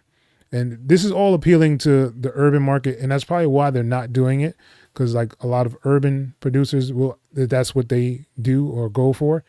And I don't think they're trending in that way to go for that.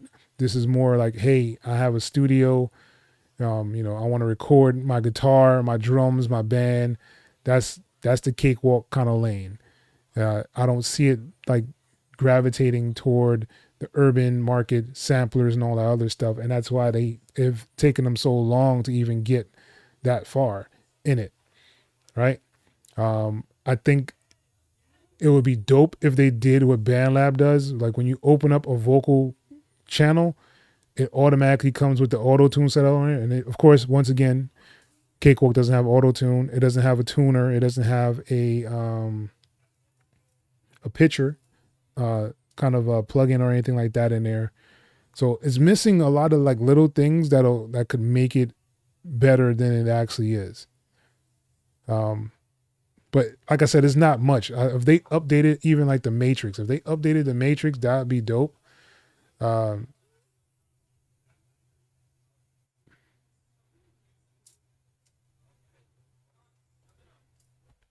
Like, I think the Matrix can be really, really dope if they added and updated it so you can actually like record MIDI inside here and, you know, still do like your launching and stuff like that from the Matrix. I think that would be really, really cool. But unfortunately, that's not like the case.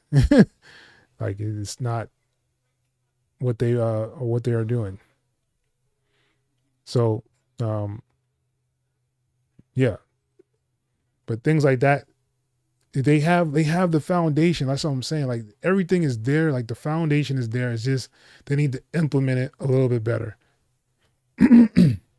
Like even the step sequencer, like they need to like have it to where you can do like your, you know, hi-hat rolls inside here and kind of make this one box into like more than just the flam, you know? Like you can do a flam in here, that's cool. But if you can make it to where it'll stack on top of each other somehow, and do like a roll, though, this would be a lot better. You know what I'm saying? I do like the fact that you have like your velocity, your duration, so you can kind of cut down the sample. You can do the swing from here, and you can do the time shift. And of course, here's your flam knob as well. So like, it's just little things that they can just add to make everything a lot easier and make it go a little bit smoother. So like, let's say I did, a pattern in here, right? So it would be cool if I can just kind of just duplicate this pattern over, or have it to where this will loop in here and just kind of keep going. But you have to actually physically put each one in there and kind of move it around. And if you want to add more, you have to go up here and you click on this to add more. And it's like, why do I have to do these steps? Why couldn't I just kind of have this and then copy it over or duplicate it over and loop it? That would definitely be dope to have inside here. But unfortunately, that's not the case. And the whole bouncing the clips thing for everything, that is another thing that's really annoying. Like when you're playing like your sounds on like your keyboard or something, and then you kind of go back or go over it, it just doesn't work the way you want it to. So let's see. Let's do something.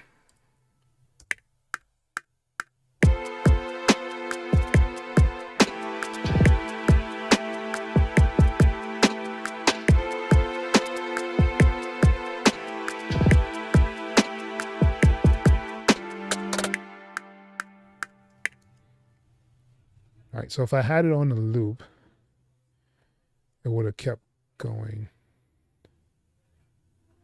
And that's another thing, like, it's so weird, yo. I don't know why they did a lot of these things that they did. But so if I was to record again, right, and have it on this same one,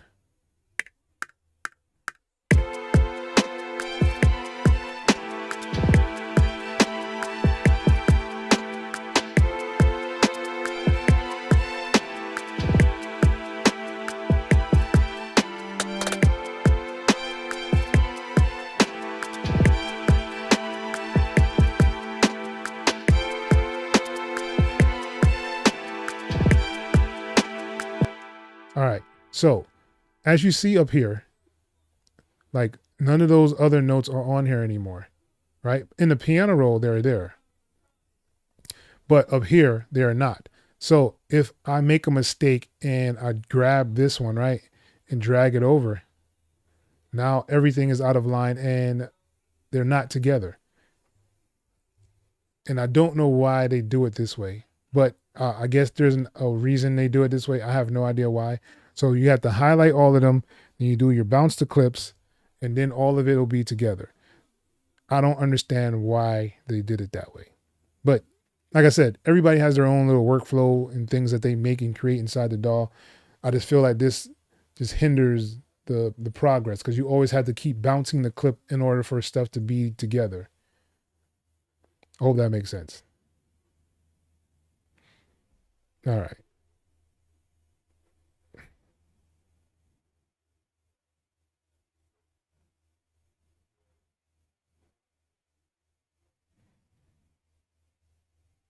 Oh yeah, the reverb is dope, man.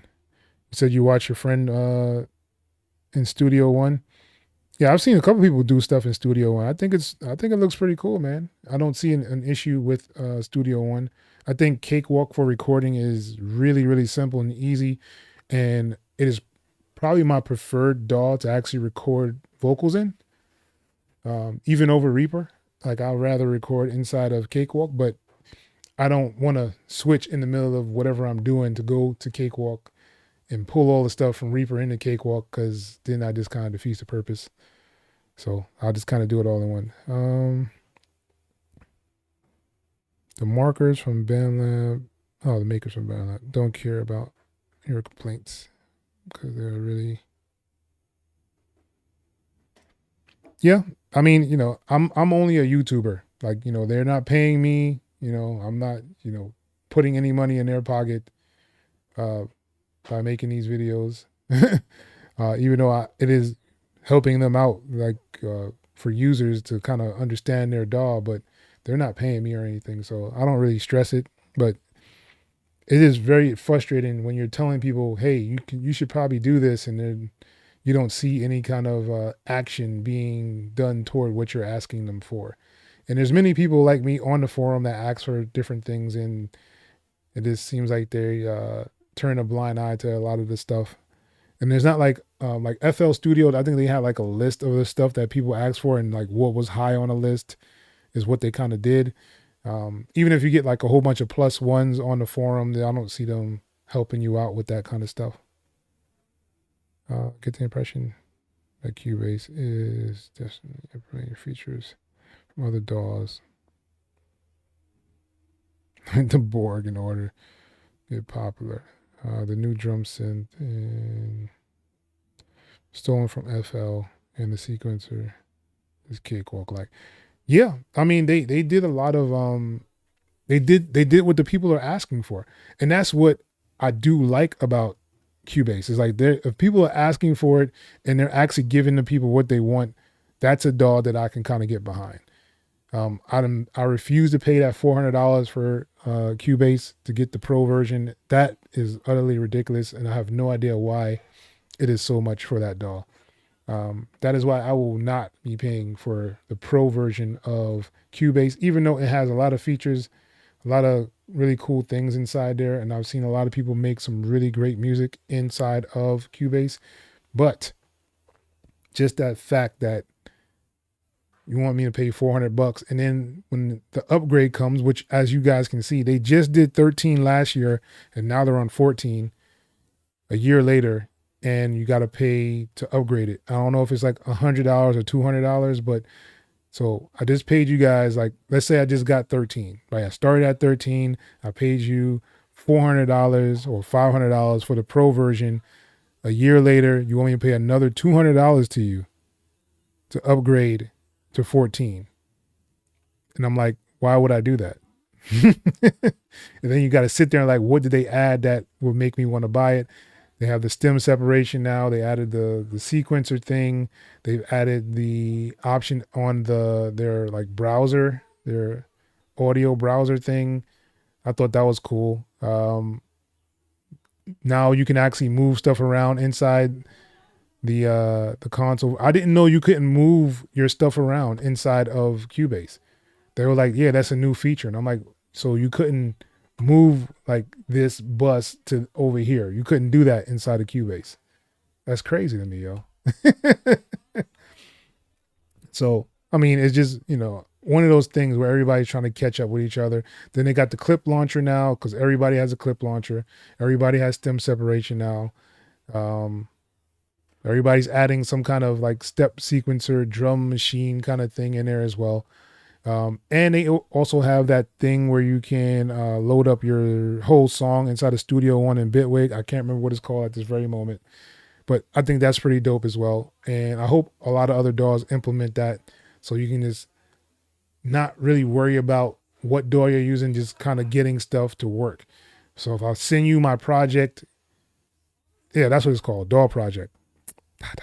Yeah. So the DAW project allows you to send the whole file and project, and it'll open up exactly how it is in all those other DAWs, whether it's Studio One, Bitwig, and now Cubase has been added to the list of DAWs that you can do that in. So yeah, I think they're doing a great job, man. They're listening to the people. FL Studio's been listening to people as well. They've added a lot of stuff, man. Like if you really look at what FL Studio has done over like the last year or so, they've done and implemented a whole lot of really good stuff. Whereas Cakewalk seems stuck. They seem like they're stuck where they are, and I don't know why they're not trying to go further than where they are. But that's just my 2 cents. It is what it is. They can do what they want to do. Like I said, they don't pay me, so.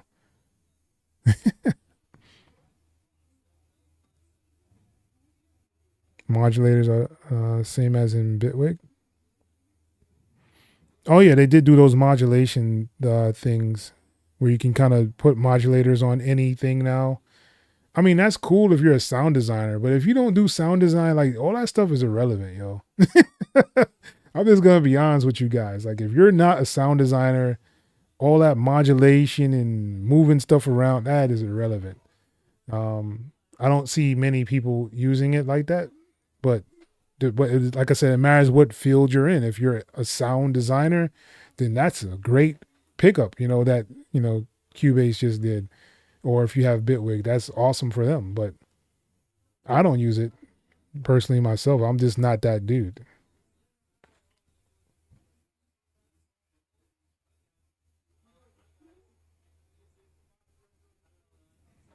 He's a copy a block over to infinity. But see, he was using sampler. He was using the complete control sampler to do a lot of his stuff inside of Cakewalk. So that was his sampler alternative that he used. And he had like a little template that he set up in there, which was cool. It's really easy to kind of set up the templates and kind of get things going. I mean, my only issues with Cakewalk was it used to crash. It didn't crash as much as FL Studio, but it did crash occasionally, and there's like really weird bugs that they still haven't addressed to this day. Especially for like the MIDI stuff. So if you have like a whole bunch of contacts on there, like you have to go in there and have to change the channels and make sure everything is set up the correct way. Or when you play something or you add a sound, it'll play from another track and all of them will play like at the same time when it shouldn't. And I have no idea why that happens, but it does happen.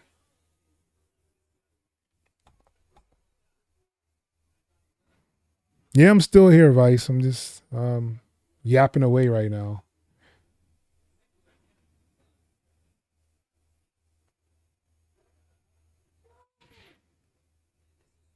Yeah, I didn't know that either until I was watching one of those people who does Cubase videos. He was saying, "Oh, a new feature, we can move stuff now around inside the console view," and I was like, "Y'all couldn't move stuff in the console?" It was a shock for me. I didn't know you couldn't do it. So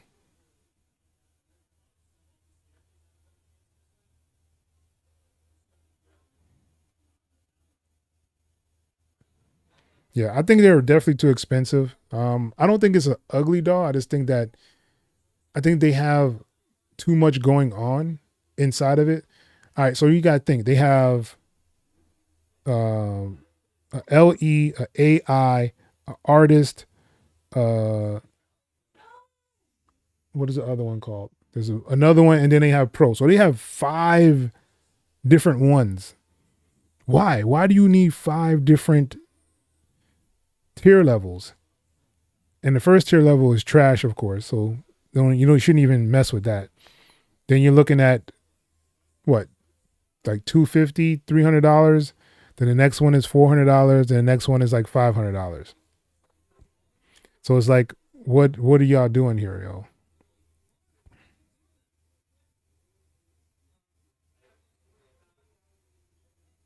yo? Cakewalk crash. Hey man, Cakewalk used to crash on me, man. I remember I was doing a live and I pulled up what was it?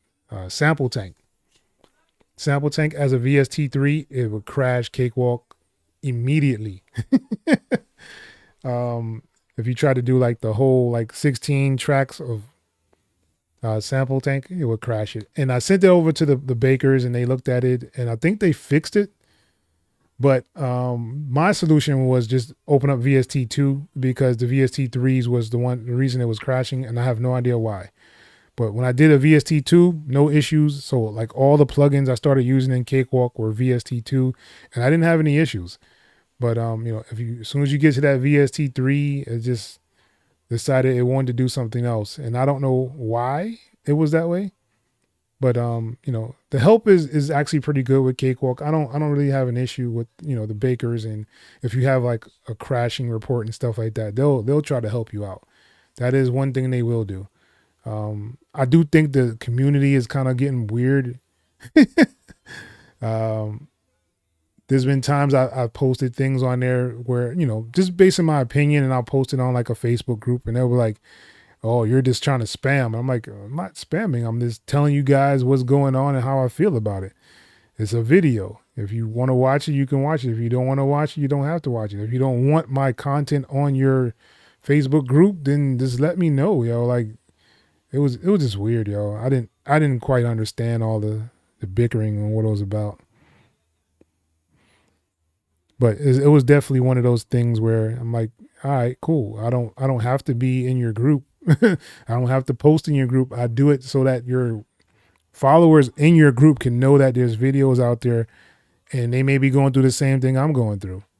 They may be feeling the same way I'm feeling. Like, why is it taking so long for them to, release a perpetual license? Or why did it take over a year for them to release Sonar and then they only did a subscription base? These are questions that people ask me. So I asked them back on the forums and on, the different groups, so if somebody has an answer, they can probably answer it. But, that's how people are.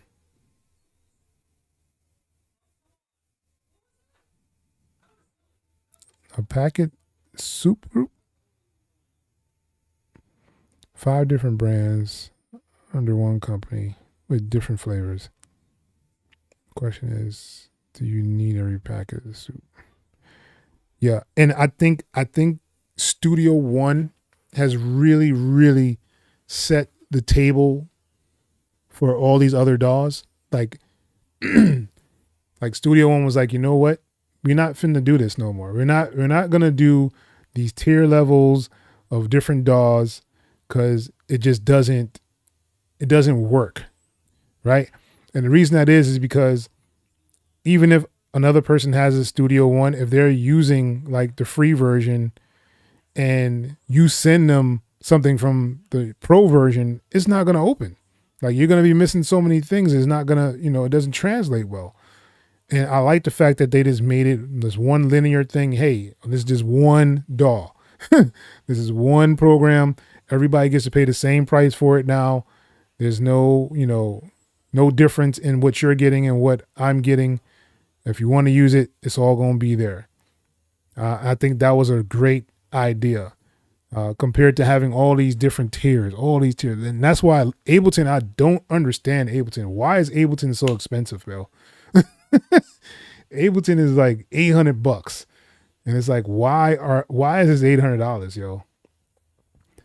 And, like the cheaper versions, they got, they go down the line and they give you limited tracks. I was like, I don't get to really experience the DAW in its totality if I can't afford that $800. You know what I'm saying?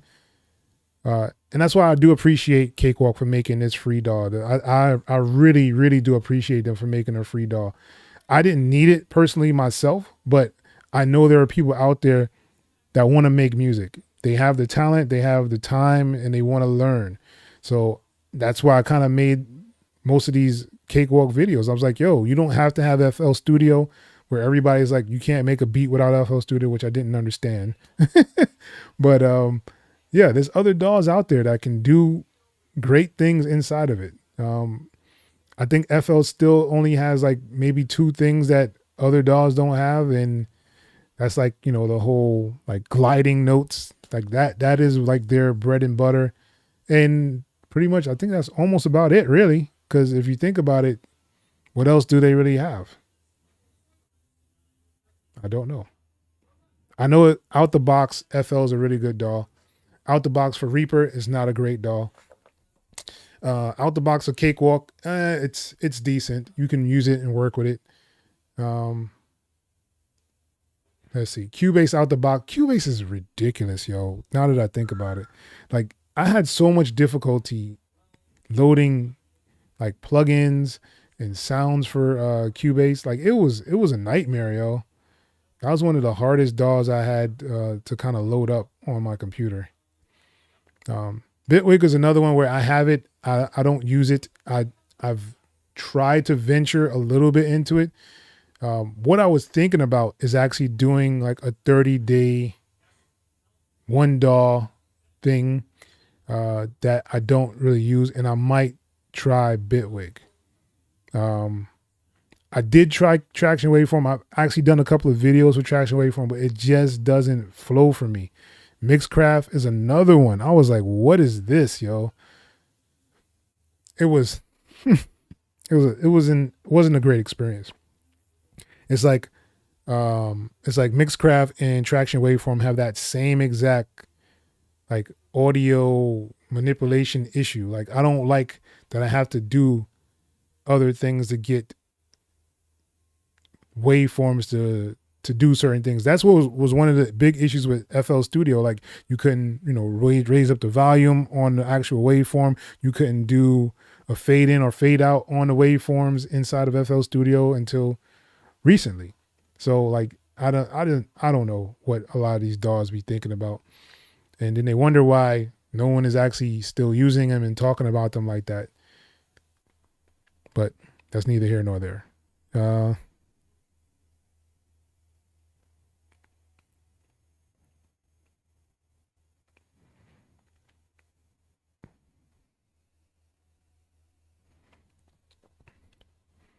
Is it Pahu or Payu?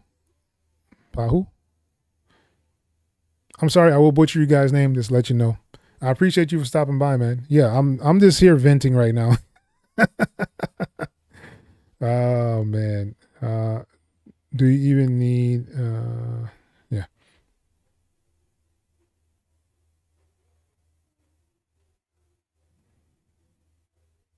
VST2 drama. Yeah, but thank you for joining me, y'all. Rico, what's good, man? I'm just chilling, man. Just making some noise.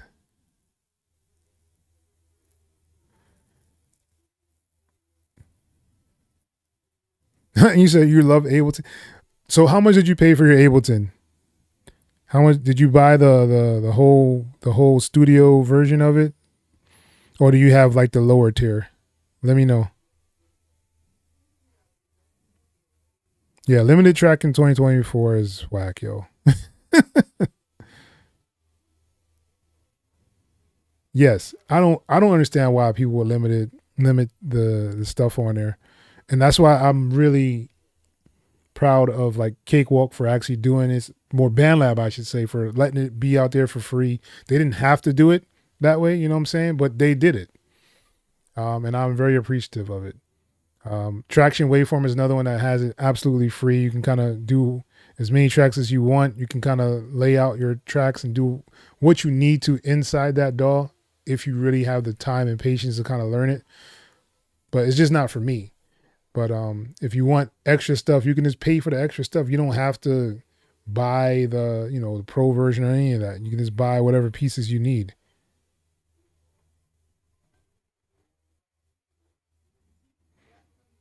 Oh, I love Reaper, man. Reaper is amazing. That is actually my go-to DAW. Um, Low key, that is my go-to DAW. I even have a whole nother page. If you're interested in Reaper stuff, I have a page called Learning Reaper. So a channel, I should say, called Learning Reaper. I don't know if it's below in the description, but yeah, just look up Learning Reaper. That's my other channel, and it's just Reaper stuff. I show you how to set up the piano roll.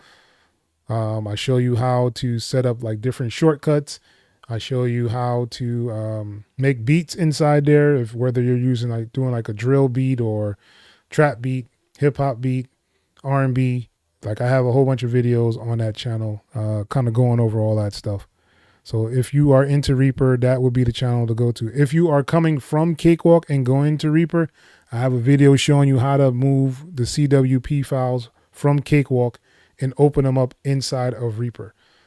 So yeah, Reaper is my go-to right now, for sure.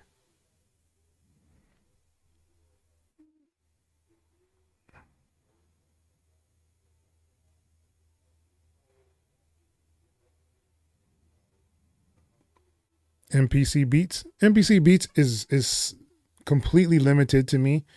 I remember when it first came out and I was using it inside of Cakewalk as like another drum sampler kind of thing inside there, and it was just too limited to kind of use it the way you kind of want to, unless you're from that MPC background. It didn't feel right inside of Cakewalk to me. That's just my personal opinion. Like I said, I know people that use a whole bunch of different things that I just don't see the point of doing it, but that to each his own. I've been an MPC dude. That was like one of the first things I actually learned how to make beats on, MPC and a Yamaha. So I would use the drums and things inside the MPC and sequence the the MIDI from the keyboard into the MPC. It was a very challenging time back then. Those were the good old days. Then I got this Yamaha RS7000. You probably have no idea what that is, but it's a groove box they made from Yamaha, and it was called the MPC Killer at the time when I bought it, because it had its own sounds in there. You could still sample for up to 16 seconds, longer than the MPC, which was only 8 seconds. It had some internal memory stuff and a whole bunch of onboard effects that you can put to any track. I thought it was super dope. I bought it back in the day. Not even bought the outs for it. So when I went to the studio, you just plug in all the outs, send the tracks out. A lot simpler. It was a good time back then. But yeah.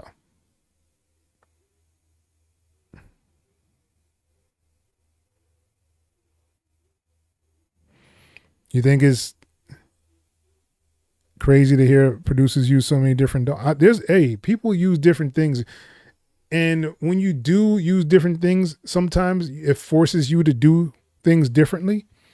That's kind of why I try different DAWs out, to kind of see if it's going to make me do something different or something that I like that it does, and then I'll try to push it out to other DAWs.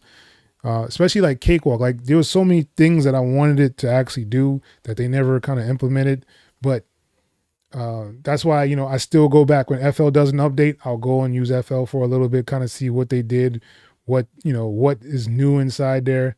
But I can't go in there and actually work like I used to. After Reaper export, there's no other DAW that I can mess with that has a better export system than Reaper. Hands down. Anybody can challenge me on it. I will show you the deal. Reaper is the real deal when it comes to rendering. And that is pretty much the most important part of your music. Because if you make music on the computer, you have to render it out so other people can hear it. Otherwise, you're just kind of wasting your time. So there's that. But yeah, when it comes to like rendering, Reaper is the champ. So that's why I kind of stick inside of Reaper more than any other DAW. Cakewalk has the second best export out of any DAW. Challenge me on it if you want to. I will shut you down. Because it does have the second best export of any other DAW that's on the market. All right. Oh. Why does it keep doing that? It really wants to play that drum beat.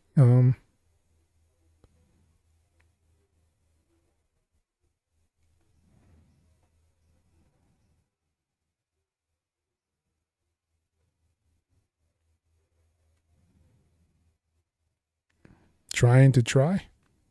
What does that mean? Still in love with Reason. Ooh, we have a Reason user in the building. So many VSTs that I can't use. Which Reason do you have? You should be able to use VSTs now. Unless you're like on 9. I think 8 or 9 is when I think 10 is when they started doing the VST stuff, where you can actually have VSTs inside of Reason.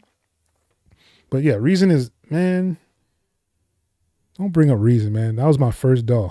That was the first DAW, beat making DAW that I've ever used, was Reason 4. That was where I started. Before that, it was MPCs, Yamaha keyboards, and the Yamaha RS7000. And then I got Reason, and I was like, oh, you can actually make beats inside the computer.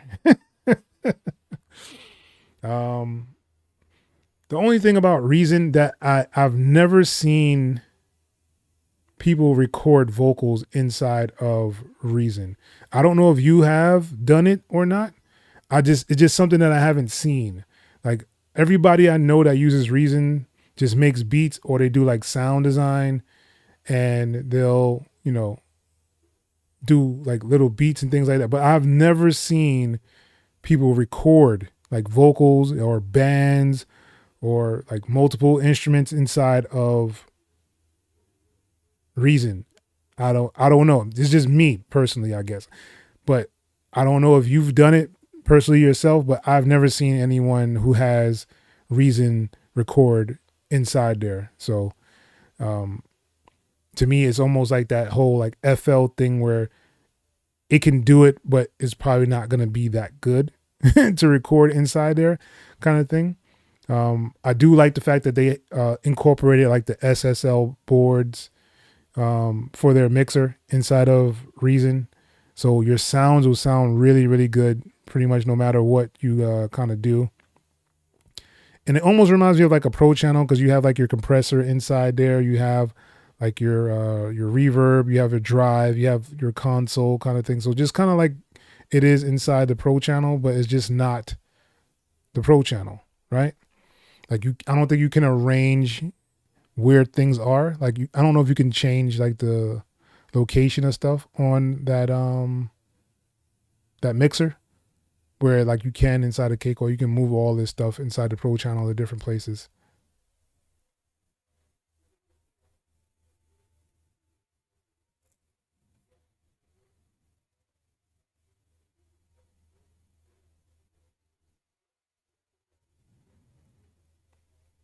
You said 300 for it.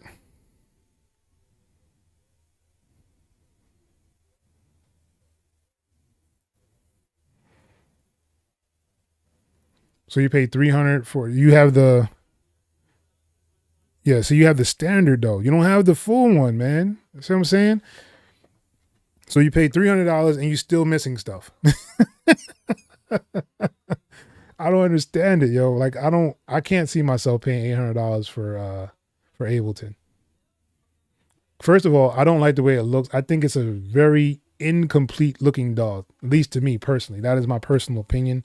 A lot of people love the look and feel uh, of live. I'm not that person. I'm not that guy. Um, I have live, but I have like the intro version, so like the basic, like I was like $100 or something like that. Um, yeah, and I have like 11, and I haven't updated. I haven't updated to any of the newer ones. I think you get charged to update as well on Ableton. So it's like one of those things like I'm always constantly paying for stuff. And that is why FL is the champ when it comes to that. I'll tell you guys no lie. FL is a champ. That lifetime update is amazing. Just go buy it one time. You don't ever have to worry about paying for it, update for it again, unless you want to do like your mastering and all that other weird stuff that they just added in there.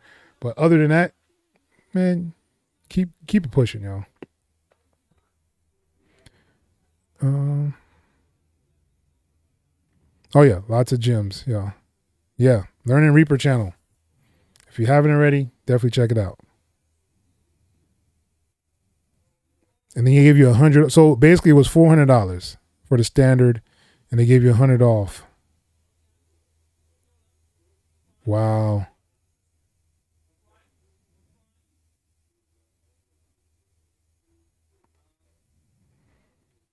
Ableton was 50 off this whole summer. I didn't see that. Yeah, Reaper is awesome. Yeah, Reaper is definitely awesome, man. And the fact that they keep updating it, and it's like every 2 weeks, I think they've been doing an update this year. They've just been updating it like crazy, yo.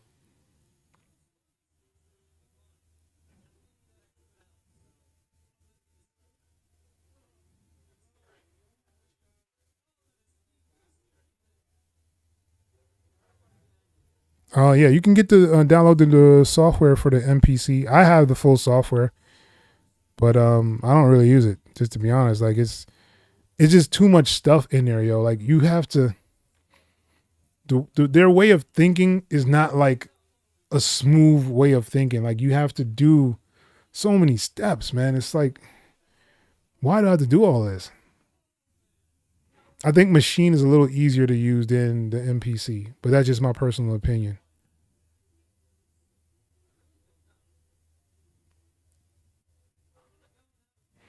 Yeah, definitely great to experiment with. I had no problem with the MPC beats. Do you have a list of your what?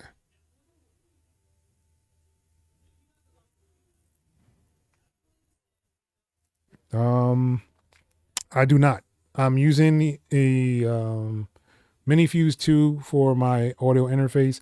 It is definitely a slept-on interface. The drivers on here are amazing.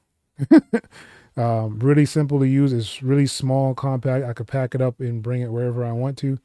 I have the Mini Fuse 2. I have a whole like journey that I've gone through on this channel of all the audio interfaces, and this is the one that I picked. So that should tell you something. I think the UAD ones were actually pretty good as well. But the thing that I really like about this one is it doesn't pop my speakers. Focusrite will pop your speakers. The what is that? The Apollo stuff, they pop my speakers. For some reason the volts didn't though. The UAD volt things, those are actually all right. The M Audio was actually pretty good as well. But like almost all the other audio interfaces that you see on that list, they used to pop my speakers, and that's out of the question. Not gonna happen. No, sir. But yeah, Audio Fuse, and I have some Atoms. I have the T7 Atoms. I have a gaming laptop. I don't have a desktop. I have a gaming laptop that I run everything through.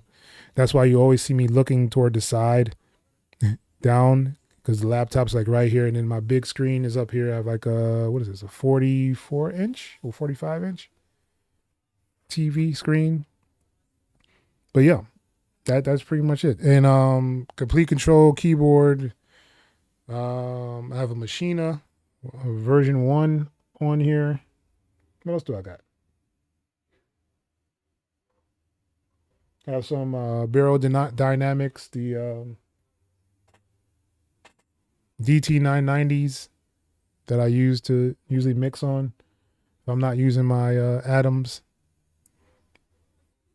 Yeah, that's pretty much it. There's nothing special here, yo.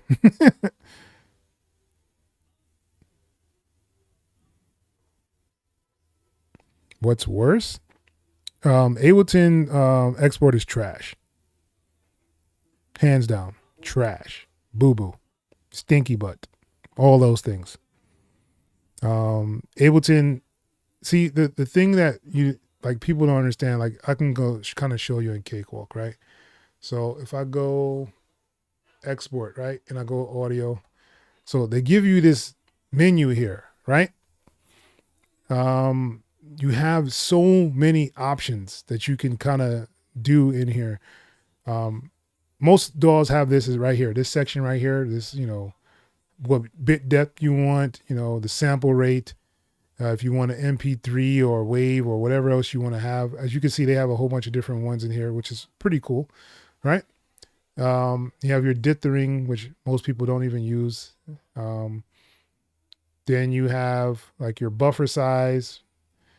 Then you have the option here where you can change if you want the entire mix, if you just want the buses, if you want the tracks and through. So basically this means it'll do one main track and then it'll do all your stems, right? So you have your tracks by itself, just the tracks separate without the main mix. You have clips that you can do as well, right? You have your whatever you're using to bounce it out, your source. And of course you can take things away right here. So let's say I just wanted to do the loop and I wanted to do the strings. So now both of those are highlighted.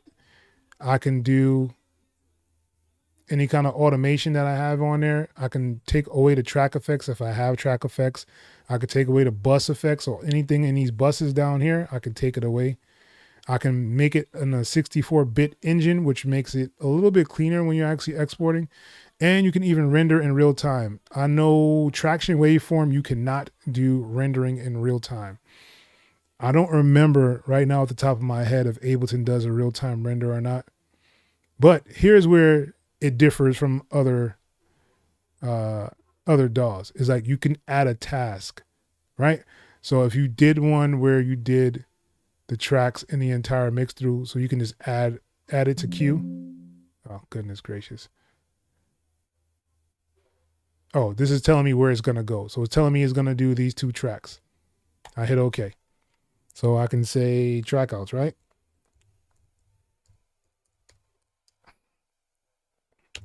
So now I have that. So now let's say I wanted to do just the buses.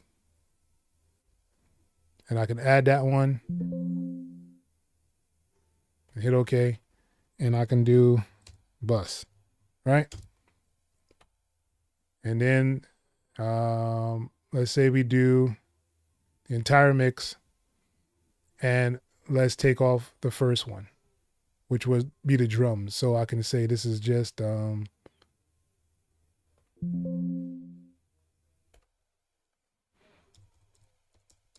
sample, right? So I can go back up here, take this off and put this one on, and this would be just the drums. That is very annoying, but yeah.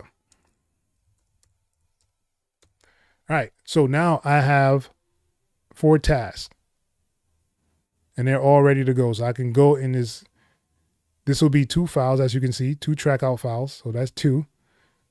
And I have the bus, I have the sample, and I have the drums. And I can just go run task, and it'll go through all those tasks.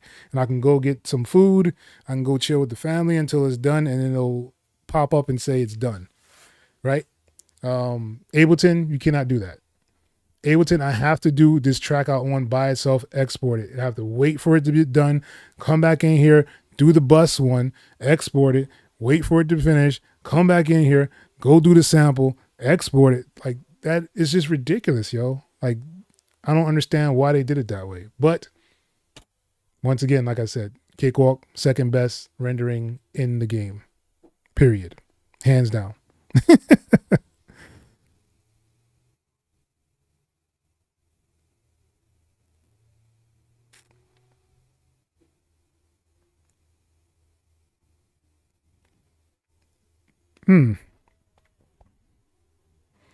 So you can track your drum tempo.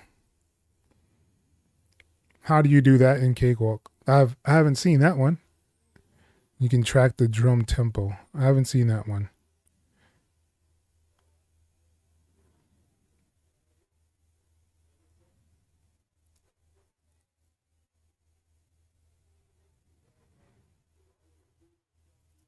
Thanks for that little cut. Like I said, I haven't seen anybody use it. Like, even if I look through like YouTube, I haven't seen anybody saying how to record vocals in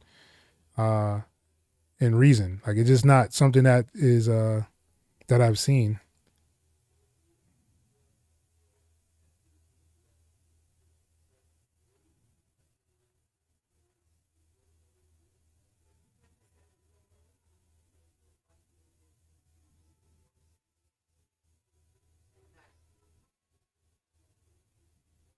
Oh, okay. So it freezes and crashes for 11 and 12.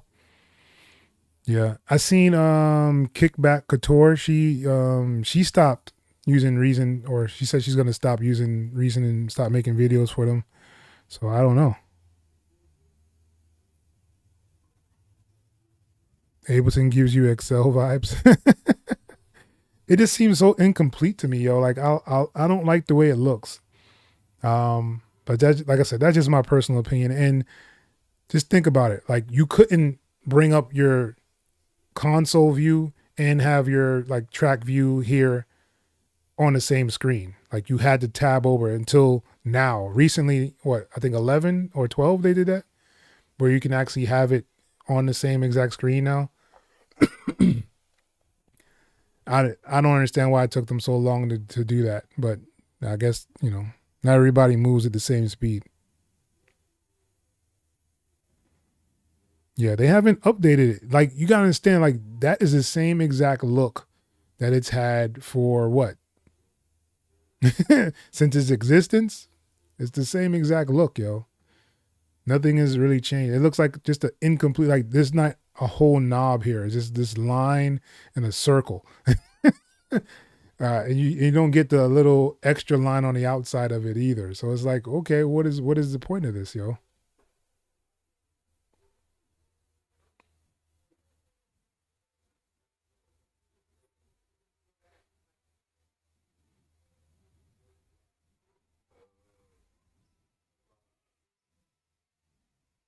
Yamaha DM3. I haven't actually used that one.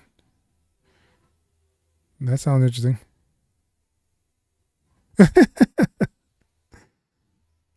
No problem, man. Thanks for joining, Vice, man. All right, ladies and gents, I guess it's time to get off of here. I've been rambling for about an hour now, I think. So yeah. Yeah, so look forward. I have some videos coming out for Cakewalk. So all those Cakewalk users that watch the channel, I have some stuff coming out for you guys. I'll also include the CWP files.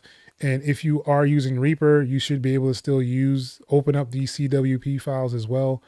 If you don't know how to do it, I have a video showing you how to open up Cakewalk files inside of Reaper. So don't worry about that. And if you're really lazy and you don't want to do it that way, I do have it available on my website where you can download the, what is it called? What is it called, X? Configuration file. There you go. You can download the configuration file for Reaper. It's like $12.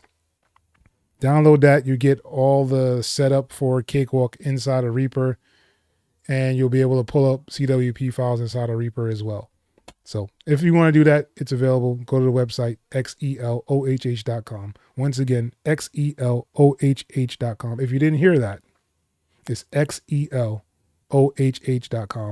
And you can get the configuration file to Cakewalk. But if you don't want to do that and you want to actually do it yourself, I have a video showing you kind of the step-by-step of how to set it up. So there's that.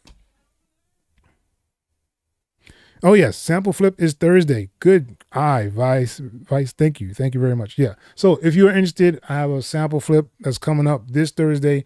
If you go to the link below, there should be one to go to my Discord. Inside the Discord, there's an option to download 2 samples that I created, and we will go over them on Thursday. So if you do flip them, put them back inside of Discord, inside of the month of November folder, and we'll go over them and listen to them on Thursday. So Thursday night, I'll be doing the live beat reviews and also the sample flip this Thursday. So definitely, if you're interested, join us. But yeah, I'm going to jump off here. I appreciate everybody for stopping by and listening to me rant and talk my foolishness. But yeah, if you have any questions or concerns, definitely make sure you guys leave them in the Discord inside of the DAW talk stuff, or even on the channel. If it's a video that you were watching and you didn't understand something, let me know. I usually get back to the videos as well. I will tell you that Reaper hands down is the best export in the game. I will say that once again. Cakewalk is second. Everybody else is third tier. Even Studio One. Studio One, it sucks for export as well. Cubase definitely sucks for exports. Who else is out there? Luna is trash for export as well. MPC trash, yeah, as well. Who else is out there? Traction Waveform trash. FL Studio definitely trash. So yeah, if you want to do some great exporting on your computer, go to Reaper.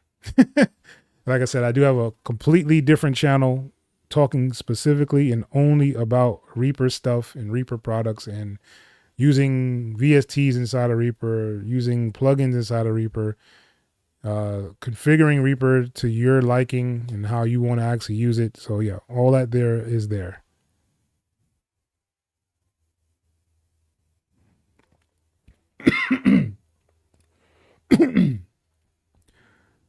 Oh, you talking about to do the, all right, so I see what you're saying now. So if you have like your sample thing up here, you use that audio, what is it called? Audio something. It's over here. What is it called?